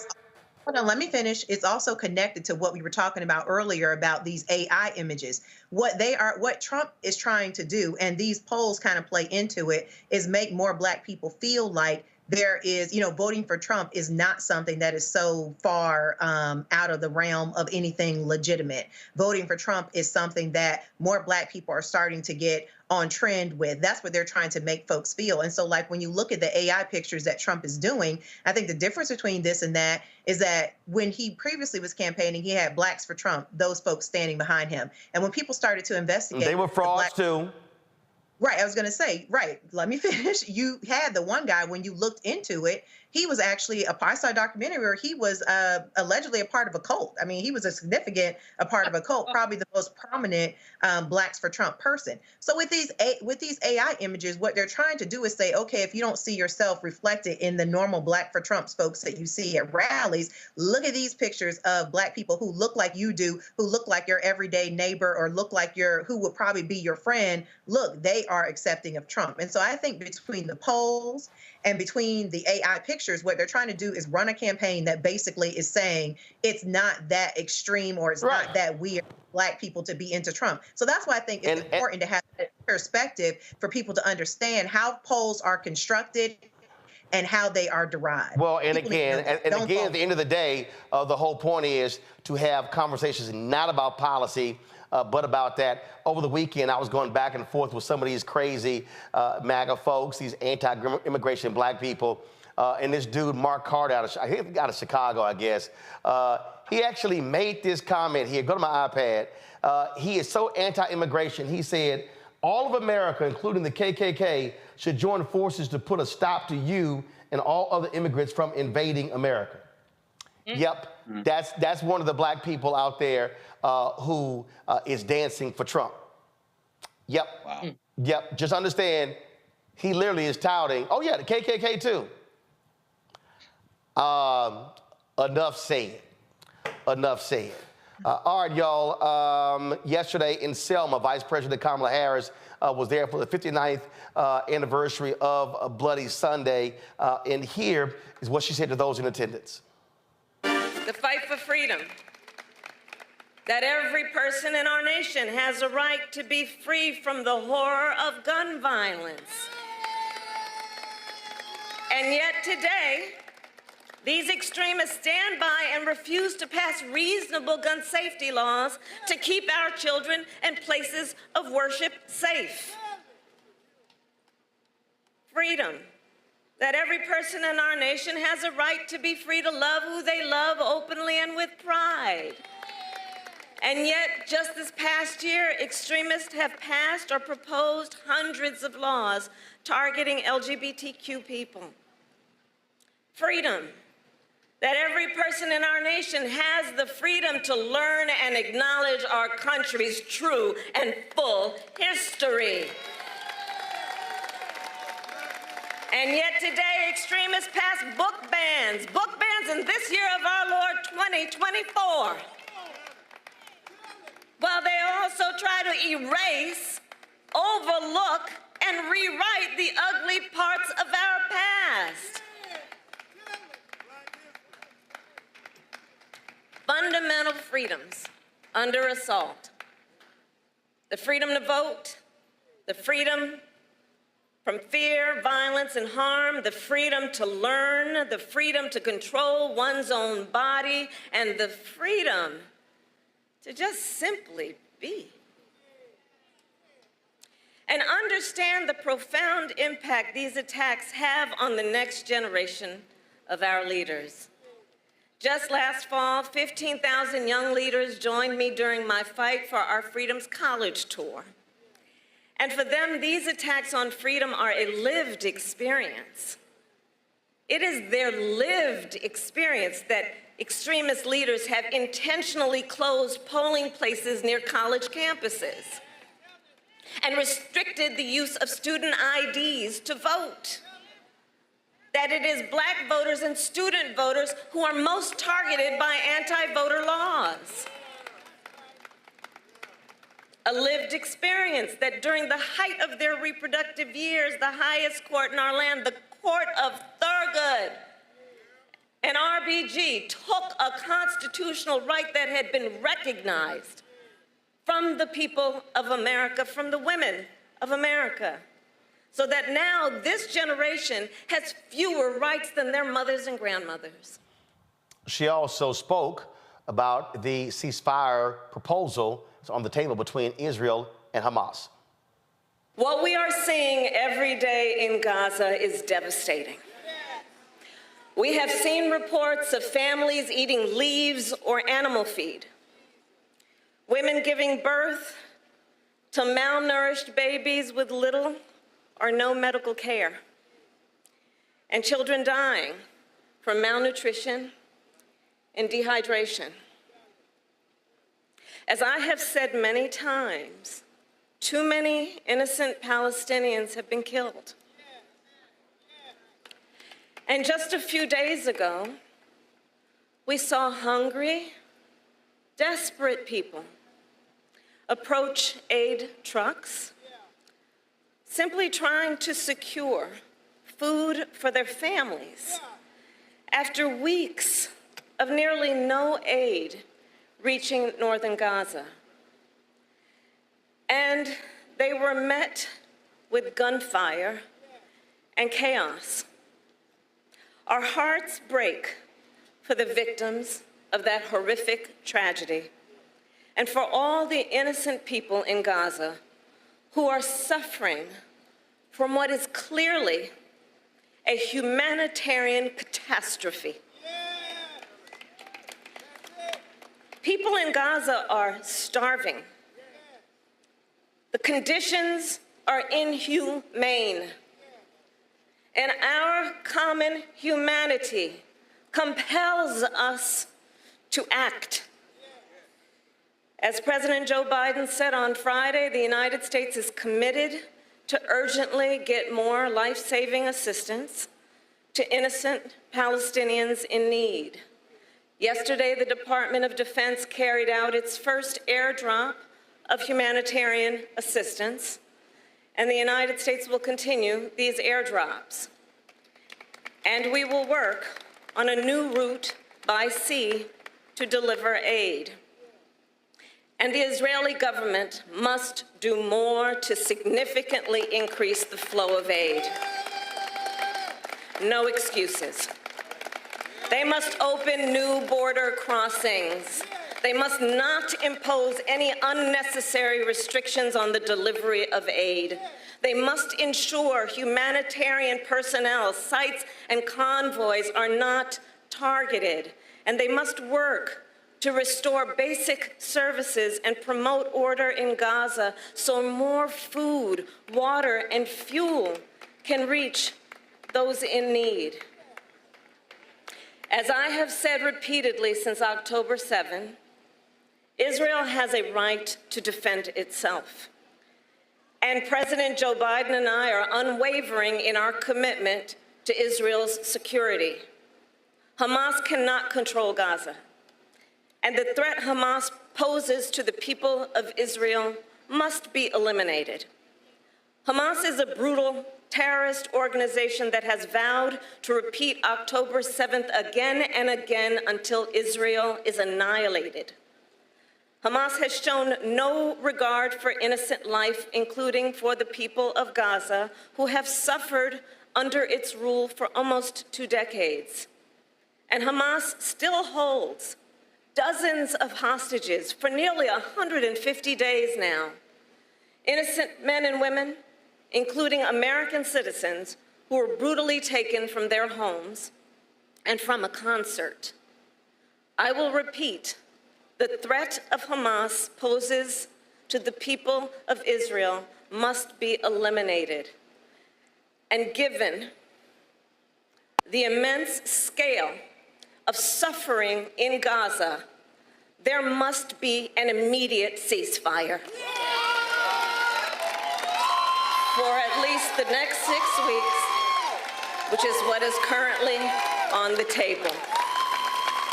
This will get the hostages out and get a significant amount of aid in. This would allow us to build something more enduring, to ensure Israel is secure, and to respect the right of the Palestinian people to dignity, freedom, and self-determination. Hamas claims it wants a ceasefire. Well, there is a deal on the table. And as we have said, Hamas needs to agree to that deal. Let's get a ceasefire. Let's reunite the hostages with their families. And let's provide immediate relief to the people of Gaza. On Congo, the position that the vice president took, this is not a new one internally. She had been pushing the president since November on this very issue to even publicly state the call for a ceasefire.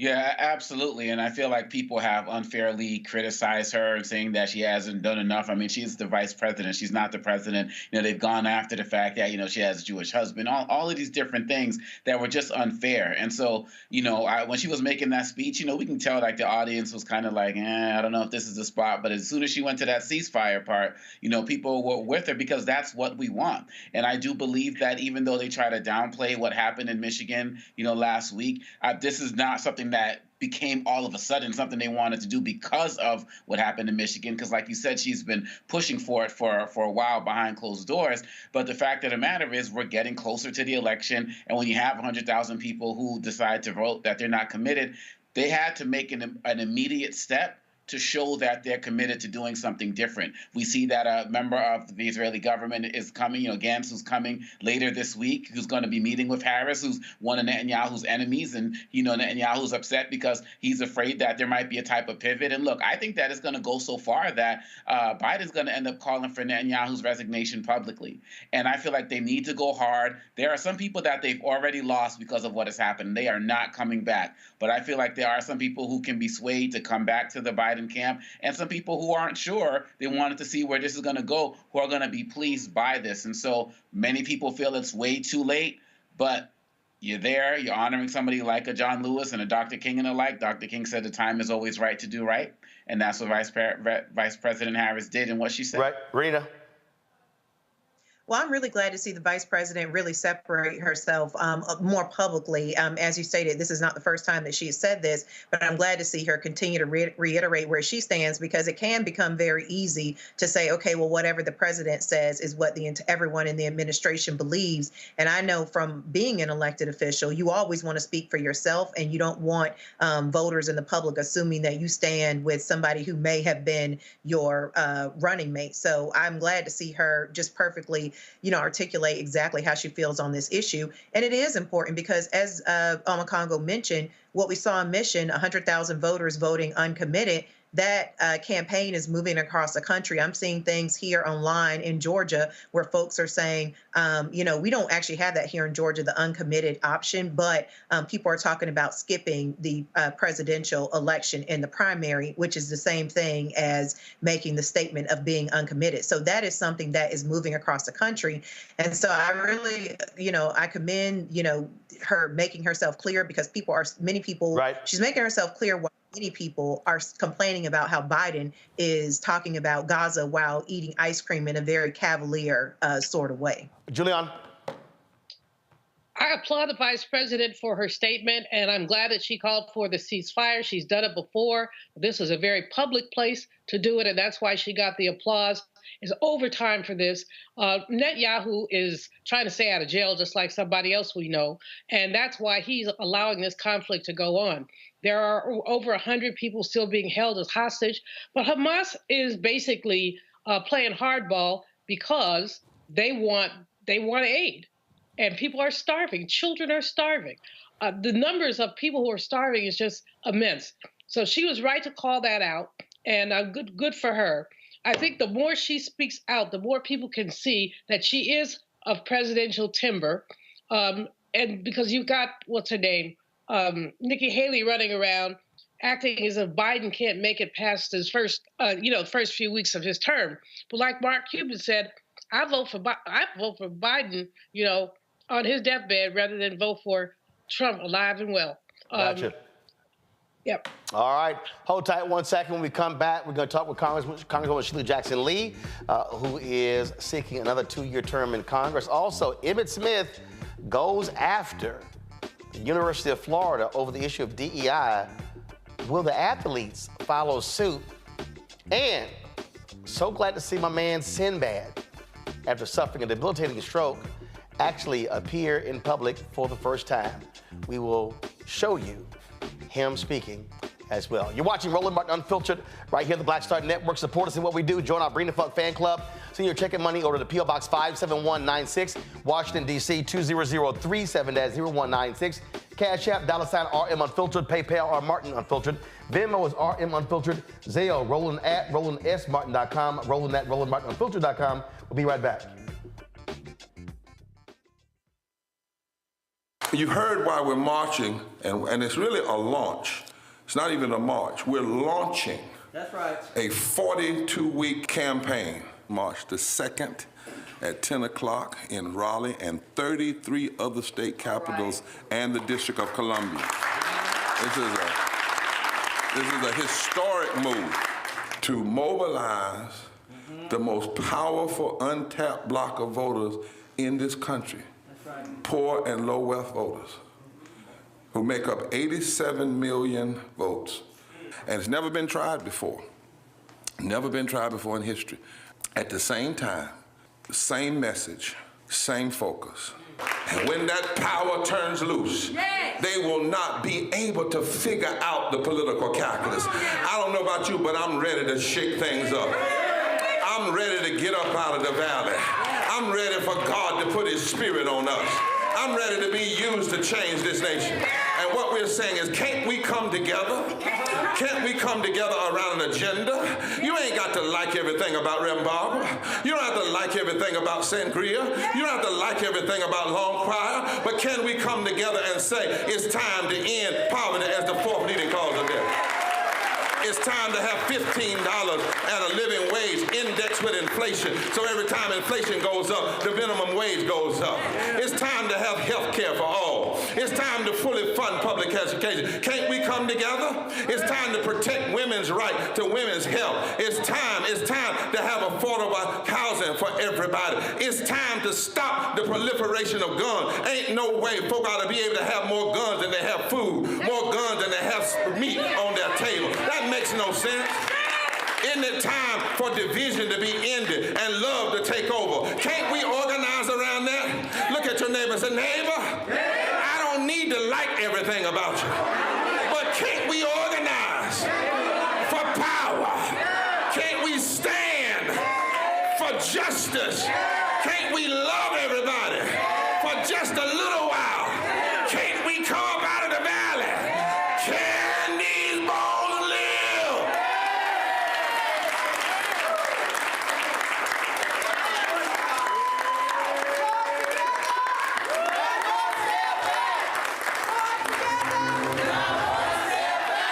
Farquhar, executive producer, Proud Family. You're watching Roland Martin Unfiltered.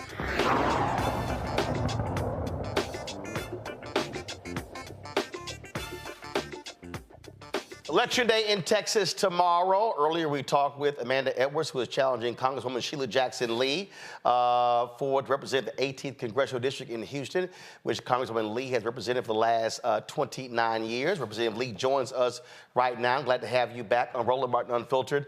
What are your priorities for the 18th Congressional District if you are reelected? Well, Roland, thank you for having me, and thank you to all of your viewers. I know they are the kind of people that understand activism and service. And what I intend to do is what I've done in the past, which is to give the highest level and quality of service and fix the problems that my constituents have had.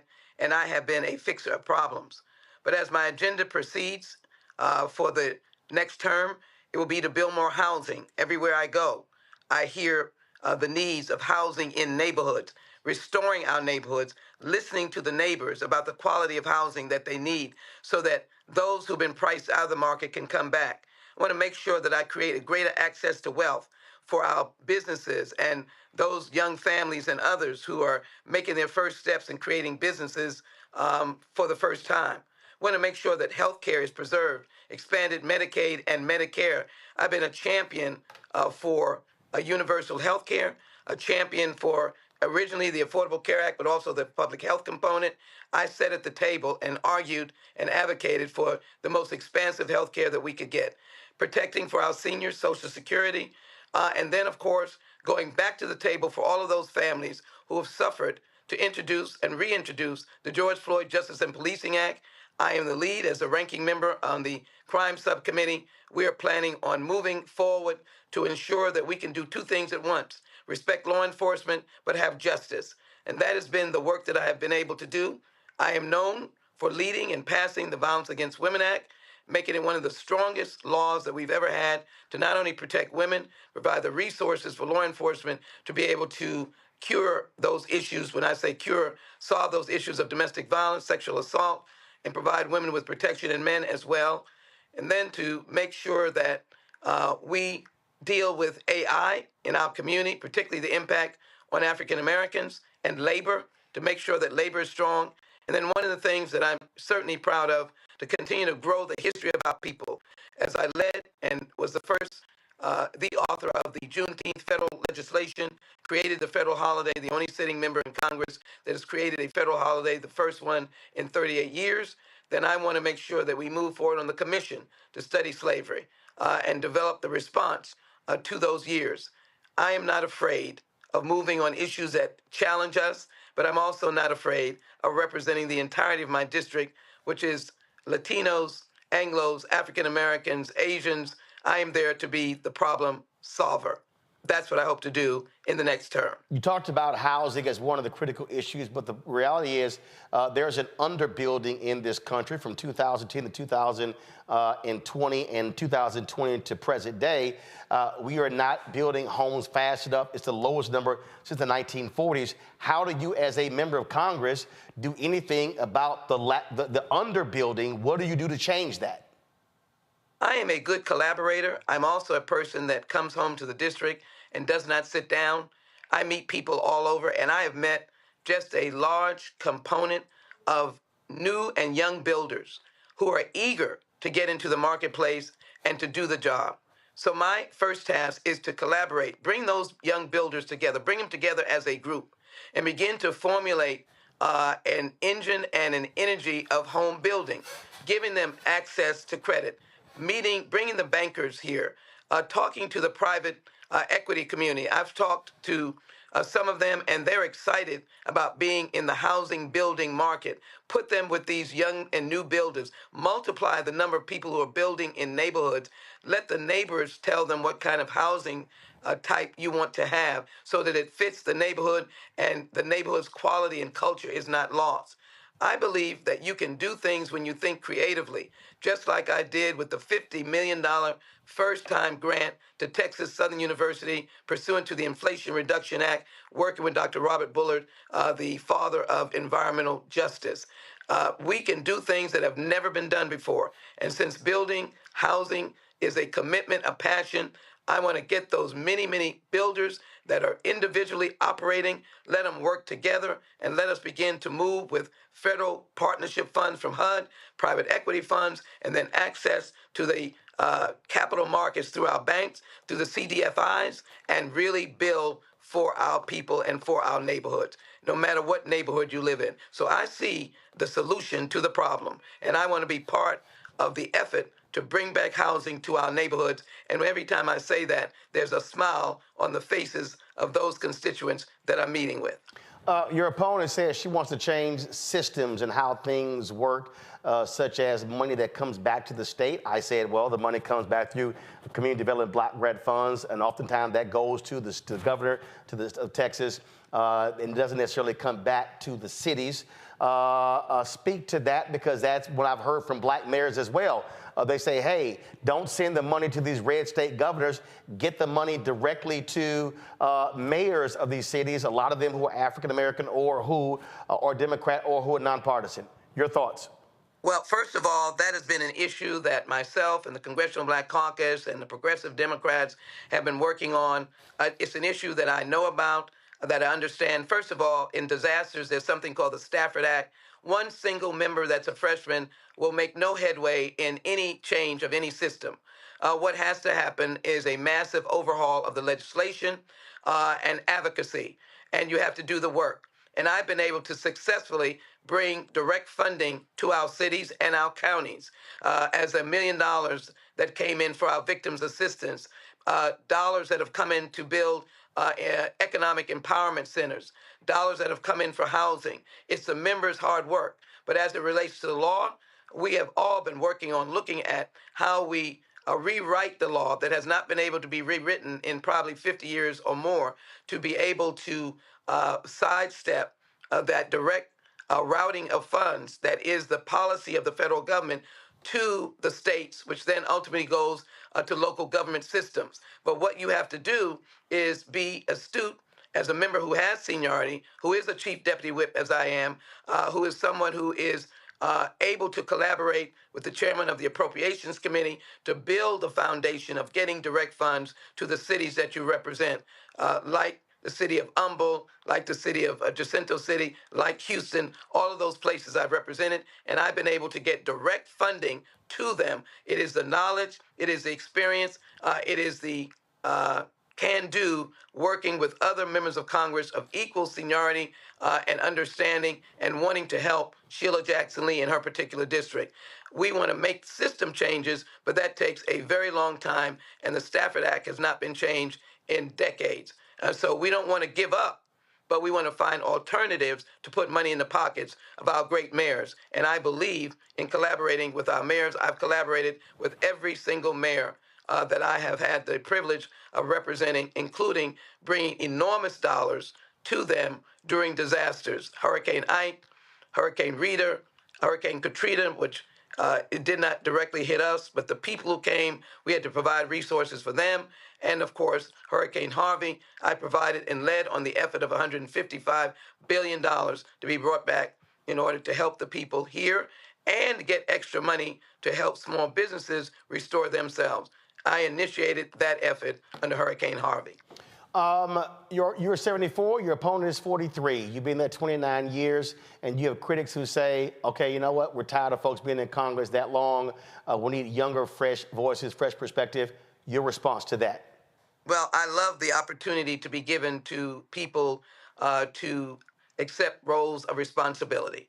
I may be that in age, but my temperament, my energy level is at any competitive level that you might of any age. What I would simply say is it's about doing the work. It's service. It's a passion for being committed to getting the job done. I'm still getting the job done. There's more work to be done.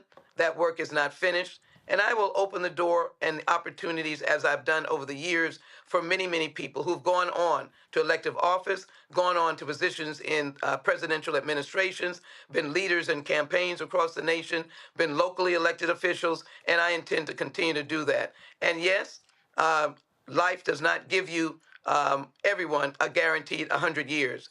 And so as I do the work, there will be opportunities to be able to share the opportunities of leadership. I give that all the time, and I look forward to doing that with the many individuals who are interested in serving in the United States Congress. But I'm really grateful to them for respecting me and my work and deciding that they will collaborate with me. One of the candidates, Robert Slater, who is a contemporary of the present candidate still in the race, dropped out of the race to support me and to speak about being able to be at the table with me, which is absolutely the truth. And we are committed to certain issues. I know he would not mind saying he spent 10 years incarcerated. He's got ideas. I am looking forward to being able to work with his ideas, work with those in his generational outreach. My reach is from 5 years old to Gen Z, Gen X, millennials, families, and our elders. We learn from all of us. And I've been a congresswoman that has been fortunate enough to work with every single level and to bring joy and response on their needs. So I'm going to continue to do that and continue to be someone who mentors, open the doors of opportunities, and the doors will be open, and there will be opportunities for many people to walk through the door. You can count on Shelia Jackson Lee being that kind of member of Congress. I've done that in the past, and I enjoy it in the future. And Roland, as I walk through this district, I am seeing people hugging me about all the things that I've had a chance to do for them, and they are of the contemporary age of the individual who is running, and they are contemporaries of people who are not my age, and they are clearly seeing me as lively, ready to serve. I have people fighting for me because they saw me fighting for them. And that's all I can offer as we go into the election tomorrow for Shelia Jackson Lee, to reelect me because you know that I've been fighting for you. And so I hope that you'll fight for me and that together we'll make things even better. There's been a continuous progress in the 18th Congressional District since I've been elected. There's not been 1 year when there's not been a progressive change or movement or growth or funding since I've served. I've not let 1 year languish, if you will, or be without attention because I've been there at this number of years or I'm going to be there this number of years. Right. I've never taken this seat for granted, never. Congresswoman Shelia Jackson Lee, we appreciate it. Thanks a lot. Thank you. It's good to be with you. Folks, election day. Get out and vote. Gotcha. Election day is tomorrow, folks, in Texas and several other states across the country. And, of course, we'll be talking about those results tomorrow, but also on Wednesday's show. All right, when we come back, I got to talk about Emmitt Smith blasting University of Florida over them firing all of their DEI staffers. Isn't it time for these black football players to say peace to go into these state institutions that don't want black folks there? We're going to break it down on our panel next on Roland Martin Unfiltered on the Black Star Network. Switching sides. Grow your business or career with Grow with Google's wide range of online courses, digital training, and tools. Gain in-demand job skills with flexible online training programs designed to put you on the fast track to jobs in high-growth fields. No experience is necessary. Learn at your own pace. Complete the online certificate program on your own terms. Stand out to employers, get on a path to in-demand jobs, and connect with top employers who are currently hiring. Take one professional career certificate program or all 6. Earn a Google Career Certificate to prepare for a job in a high-growth field like data analytics, project management, UX design, cybersecurity, and more. All professional career certificate programs must be completed by December 31st, 2024. Scan the QR code to complete the application. There are 1,000 scholarships available. Grow with Google and J. Hood and Associates. Be job ready and qualify for in-demand jobs. Hatred on the streets, a horrific scene, a white nationalist rally that descended into deadly violence. White people are losing their damn minds. As an angry pro-Trump mob storms the U.S. Capitol, we're about to see the rise of what I call white minority resistance.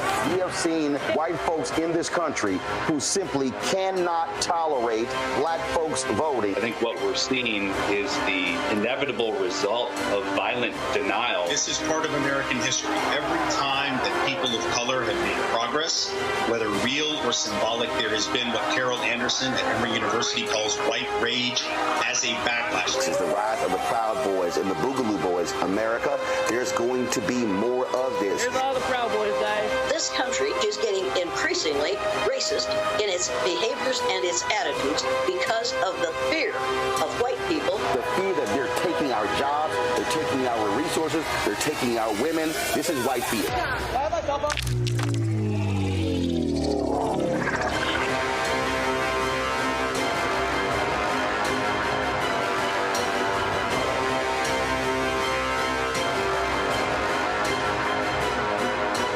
Dee Barnes, and on the next frequency, Professor Janelle Hobson joins us to talk about hip-hop and its intersection with feminism and racial equality, plus her enlightening work with Ms. Magazine and how the great Harriet Tubman connects with women in hip-hop. So it was not hard for me to go from Harriet Tubman to hip-hop, honestly, because it is a legacy of Black women's resistance and Black women supporting our communities. That's what Harriet Tubman did. That's on the frequency on the Black Star Network.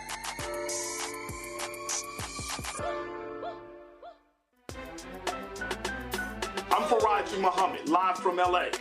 And this is The Culture. The Culture is a two-way conversation. You and me. We talk about the stories, politics, the good, the bad, and the downright ugly. So join our community every day at 3 p.m. Eastern and let your voice be heard. Hey, we're all in this together. So let's talk about it and see what kind of trouble we can get into. It's The Culture. Weekdays at 3, only on the Black Star Network.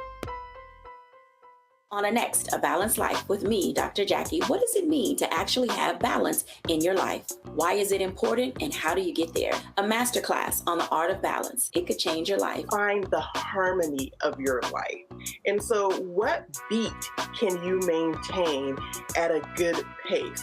What cadence can keep you running that marathon? Because we know we're going to have high levels, we're going to have low levels, but where can you find that flow, that harmonious pace? That's all next on A Balanced Life on Black Star Network. It's John Murray, the executive producer of the new Sherry Shepherd Talk Show. This is your boy, Earthquake. And you're tuned in to Roland Martin, Unfiltered.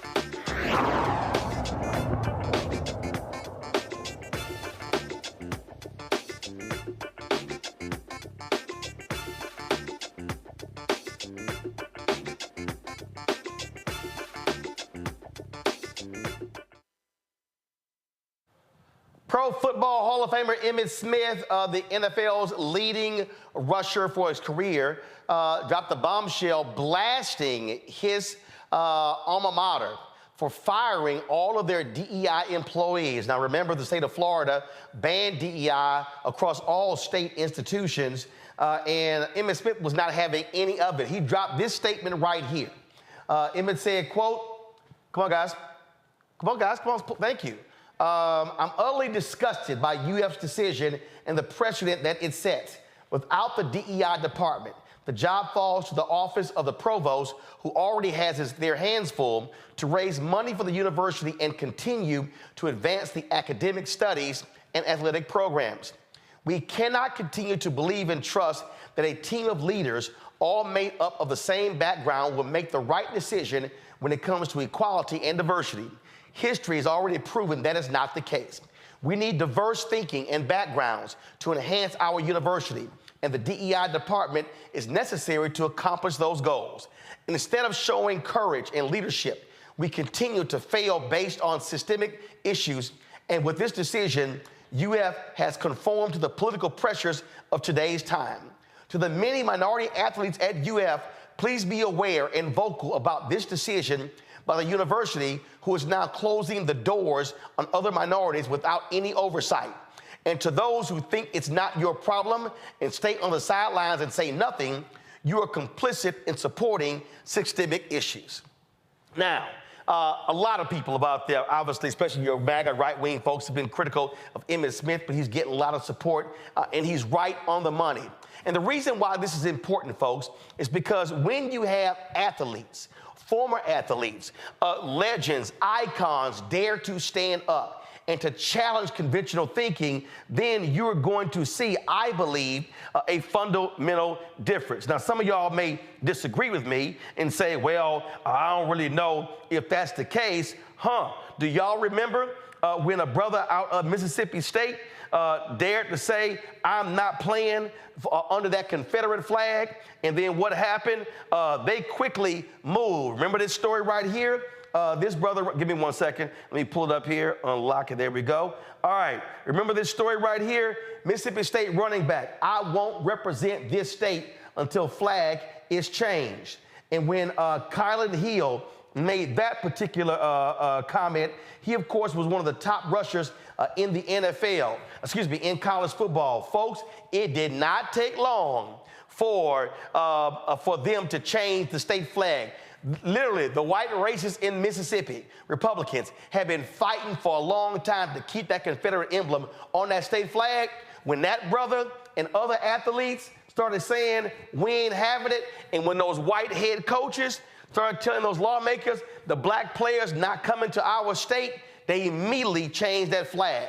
Y'all might remember University of Missouri, when they also announced they were going to boycott over issues. That led to top university officials resigning and massive changes at the university. This is what we know. There is power from athletes. A few months ago, when Texas A&M, they screwed over Kathleen McElroy, A&M graduate, I called on athletes, 4- and 5-star athletes, to tell Texas A&M, peace, if you can't hire black folks after they graduate, then I'm not coming to your university. And I called on a bunch of former athletes to stand up. Many of them were silent. And so, if we're talking about changing here, right now in Alabama, the mayor of Birmingham, Randall Woodfin, came out and said, if Alabama gets rid of DEI in the state, black players should not come play football at Alabama or Auburn. And I'm telling y'all right now, college football cannot exist without black players. Ask Bear Bryant what happened when Alabama had his all-white team and USC came to town with all them black players and kicked Alabama's ass up and down the field. Them white racists in Alabama said, we're going to have to go get us some of them, and that's when they were able to go out and recruit black ball players. So I know some people are also saying, well, man, you know what? The owners shouldn't be on these players. Y'all understand something right here? America don't understand nothing but money. And you might remember, black athletes during slavery, they were seen as money, major earners.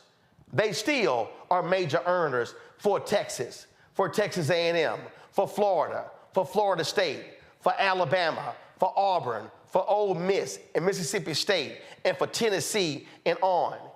If we are going to see changes in our society, it's going to take more than civil rights activists, more than black-owned media, more than other advocates doing what's right. And I guarantee y'all, if football players and basketball players say, nah, we ain't coming, all of these states will change those laws quickly. You know why? Because if you're not playing for a national championship in football or basketball, and you're not getting any of that TV money, and that playoff money and donations drop, oh, they gonna buckle. And so I really hope in the aftermath of this that Emmitt Smith is not standing alone. I hope more University of Florida Gators stand with Emmit. And I hope this spreads. I'm not sure, though, that folks have the intestinal fortitude to stand up and demand that kind of change. Rita, your thoughts? Well, I actually graduated from the University of Florida, so this is my alma mater. And I can tell you that when I saw his statement, I was nothing short of elated to see that he had said that. I think what he is saying is so important. I was elated because it just reinforces again over and over what we continue to see, which is Black people are really good at coming up. We as a community are really great at coming up with strategies to respond to white supremacy. I think it's very important that this message is coming from Emmitt Smith because it's important that it's coming from him, because if athletes are thinking to themselves, okay, well, I don't know if I want to do this because this is such a great sacrifice, he knows what he's asking you to do. So the messenger matters. And so from, as you mentioned before, with Mayor Ruffin and now Emmit, this is an excellent strategy. It absolutely will have effect, particularly on Florida and at the University of Florida, because I remember when I attended, the entire school, most of it revolved around what happened with the football team. And so I'm elated to see this. And like you said, I hope that he does not stand alone. I hope that this really takes off across the country. And here's the thing, Congo, and I need every parent of an athlete to understand this. What these schools are saying is, we want your Black talent. But we don't want you when you graduate. That's what Texas A&M did to Kathleen McElroy. Oh, how dare she go work for the New York Times? How dare she advocate for diversity in the industry? And they made it clear, we're not gonna hire her. There were white conservatives on the Texas A&M Board of Regents who were behind this effort. And they had to pay $1 million settlement. So basically what those white conservative Republican regents were saying is, oh, Roland Martin, oh, sure, you in 3 halls of fame. Just found out today I'm about to get inducted to a 4th Hall of Fame, but you ain't welcome to come back and work at the university because you believe in diversity. This is where we need, and here's the thing, all you need, Congo, are 1, 2, or 3 athletes to say, I'm not coming to your school because of your attacks on DEI by your legislature. And I'm telling you, it will send a shiver down the spines of every coach and every assistant coach and every recruiter, because they're gonna be wondering, oh my God, who's next? And if you're a 4 or 5 star, be recruited by Florida, you likely will be recruited by Ohio State and Michigan and USC. So there are numerous top programs you can go to. I hope we have some Black parents and some Black athletes who have the courage to say, you know what, I'm with Emmit. And if they committed to Florida, decommit and say, this is why, trust me, they will all of a sudden change.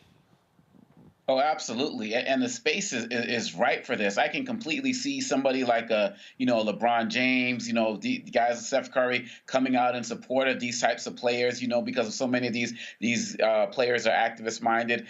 We saw what happened with the NBA and the Clippers and what they did to get rid of that president. But here's the thing, in Florida, we got to also understand that a lot of these owners in different places, they're more emboldened. The Orlando Magic made a donation to Ron DeSantis in the name of the organization, which includes the players. And so my point is that as we're going towards this election, these owners and presidents and stuff, they're getting more emboldened. And so we have to become more emboldened as well. And so when we're talking about what happened in Missouri, and then you've got to remember, a lot of these players now, they can get their NIL deals. They have lots of ways to make money and wield their influence. And so these students, they have to, in addition to the DEI, I work in this DEI space, so I see these cuts and disrespect happening to our stories every single day. But in addition to the DEI space conversation, Roland, these players have, some of them are women, right? In terms of the women's sports. Then, some of these male players, they got mothers, they got sisters.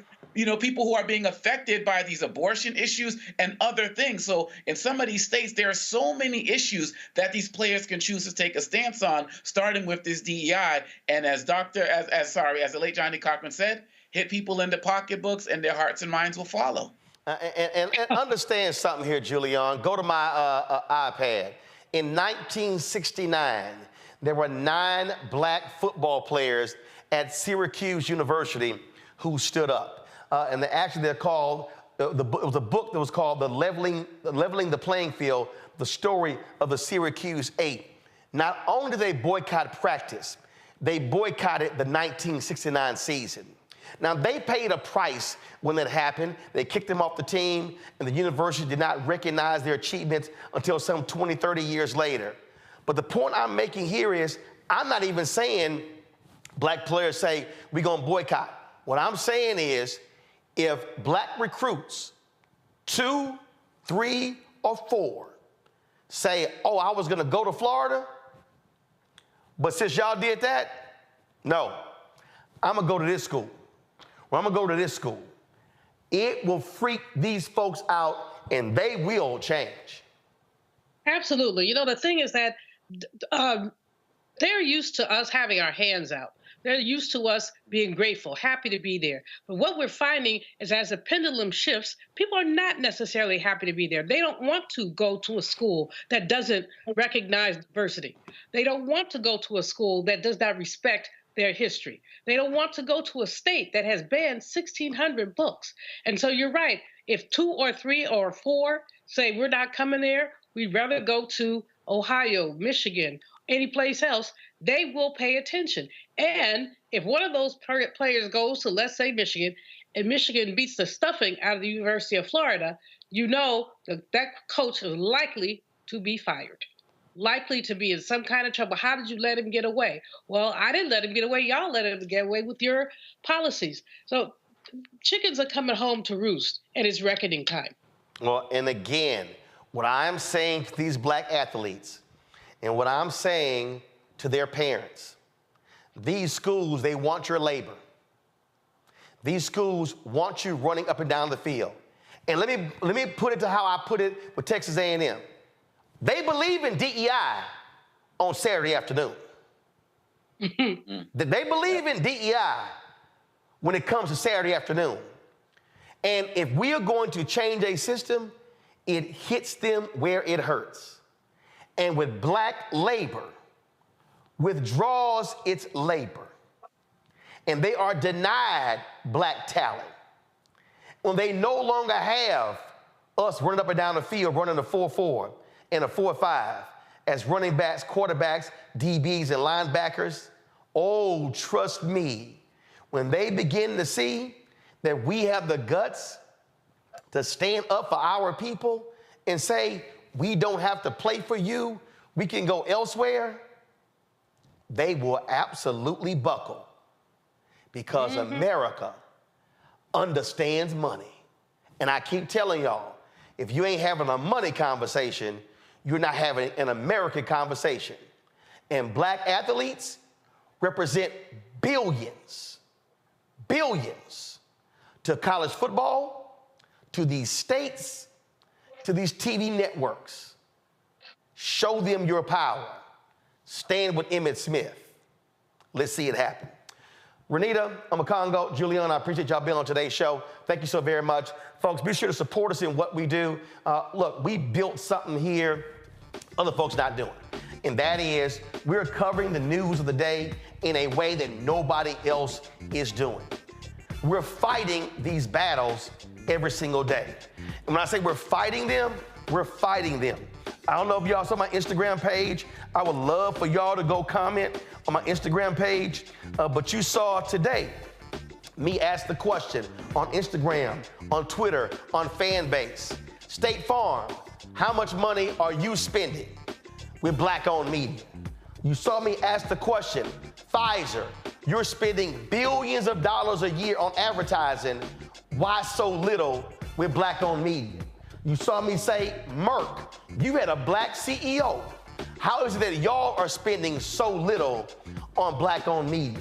You heard me, you saw me call out several others as well. Let me see, I'm gonna pull them up. I want to show their logos, y'all. Let's see here. Let me pull them up. AstraZeneca, same thing, another pharmaceutical, spending crazy amounts of money on advertising. I see their commercials and advertisement and billboards all over the place. But again, where's the money for black-owned media? AbbVie, another pharmaceutical that spends crazy amounts of money. Guess what? Black-owned media seeing little of that money. And Bristol Myers Squibb, hold on one second. Bristol Myers Squibb, same thing, spending lots of money on advertising, commercials on ABC, NBC, CBS, CNN, MSNBC, virtually non-existent on black-owned media. Folks, the only way this game changes is when we demand a return on our investment. But in the meantime, your support is critical. So when you give to our Brina Funk fan club, it allows for us to be able to do what we do. Right now, look, this is how transparent I am. And I'll tell you right now, we need to fill 2 positions. Those 2 positions are gonna cost us about $110,000. Let me say it again. And we actually need to fill 3 positions. So if we're able to raise $160,000, we can fill those 3 staff positions. That gives us greater capacity to do what we do. Run your donations, I can't do it. I'm going after these folks. I'm blasting these folks. I'm challenging these folks. In fact, that was another, we got an email, and that was this big meeting they had last week. And it was called the Growth Fronts. And it was a part of the ANA. And you see it was called Diverse Zone and Targeted Media Participants. Now here's the problem. I, along with Urban Edge Networks, Byron Allen, and others, we were a part of the Black-Owned Media Collective. We were the ones that started this movement. We were the ones that forced General Motors and McDonald's and Target and 30 or 40 companies under Group M to commit to spending more money with black-owned media. But let me tell you what they did. The companies shifted from black-owned media to diverse-owned media. So these folks had a big old conference last week and invited all these companies, you see, and a lot more, but didn't invite us, even though we started this movement. Oh, I've already sent them a letter, an email, and posted them on social media saying, how you not gonna invite the people who started the movement to get us more money? How you not gonna invite us to your growth front? Show it again. How you not gonna invite Black Star Network and Urban Edge Network and Agrio and others to your growth fronts when we started this movement? But you had time to invite a whole bunch of folk who didn't sign the letter. So I need y'all to understand, the only way we can challenge these folks is if we own our own media. You can't do this if we working for somebody else that's not black owned. And when we say get black owned, you know what then happens? That money then allows us to hire people. You got black folks and others who've been laid off. BuzzFeed News, LA Times, Wall Street Journal, Vice, talented people who are now out of jobs. Imagine if we were able to generate an additional $2 to $3 to $4 to $5 to $10 million in revenue. We can go from 15 people to 50 people to 75 people to 100 people. I already have the vision laid out. We would have folks, bureaus in Atlanta, New York, Chicago, Dallas, Los Angeles, reporters in Charlotte, South Florida, in Atlanta, again, all over. None of that happens without resources. So to join our Brina Funk fan club, send your check and money order to P.O. Box 57196, Washington, D.C. 20037-0196. Cash App, $ RM Unfiltered, PayPal, R Martin Unfiltered. Venmo is RM Unfiltered. Zelle, Roland at RolandSMartin.com, Roland at RolandMartinUnfiltered.com. Y'all have the Sinbad video? All right, so support us in what we do. Last thing before I go, y'all, remember, a few years ago, Sinbad suffered a debilitating stroke. Over the weekend, they had this A Different World tour going to about 10 places all around the country. Well, for the first time, we got to see Sinbad, y'all, and it was so glad. So I was so happy to see this brother, for us to hear from this brother. I sent him a text, been praying for him, and so he posted this on his Instagram video on page, y'all. It has been a long, hard battle back for Sinbad. Press play.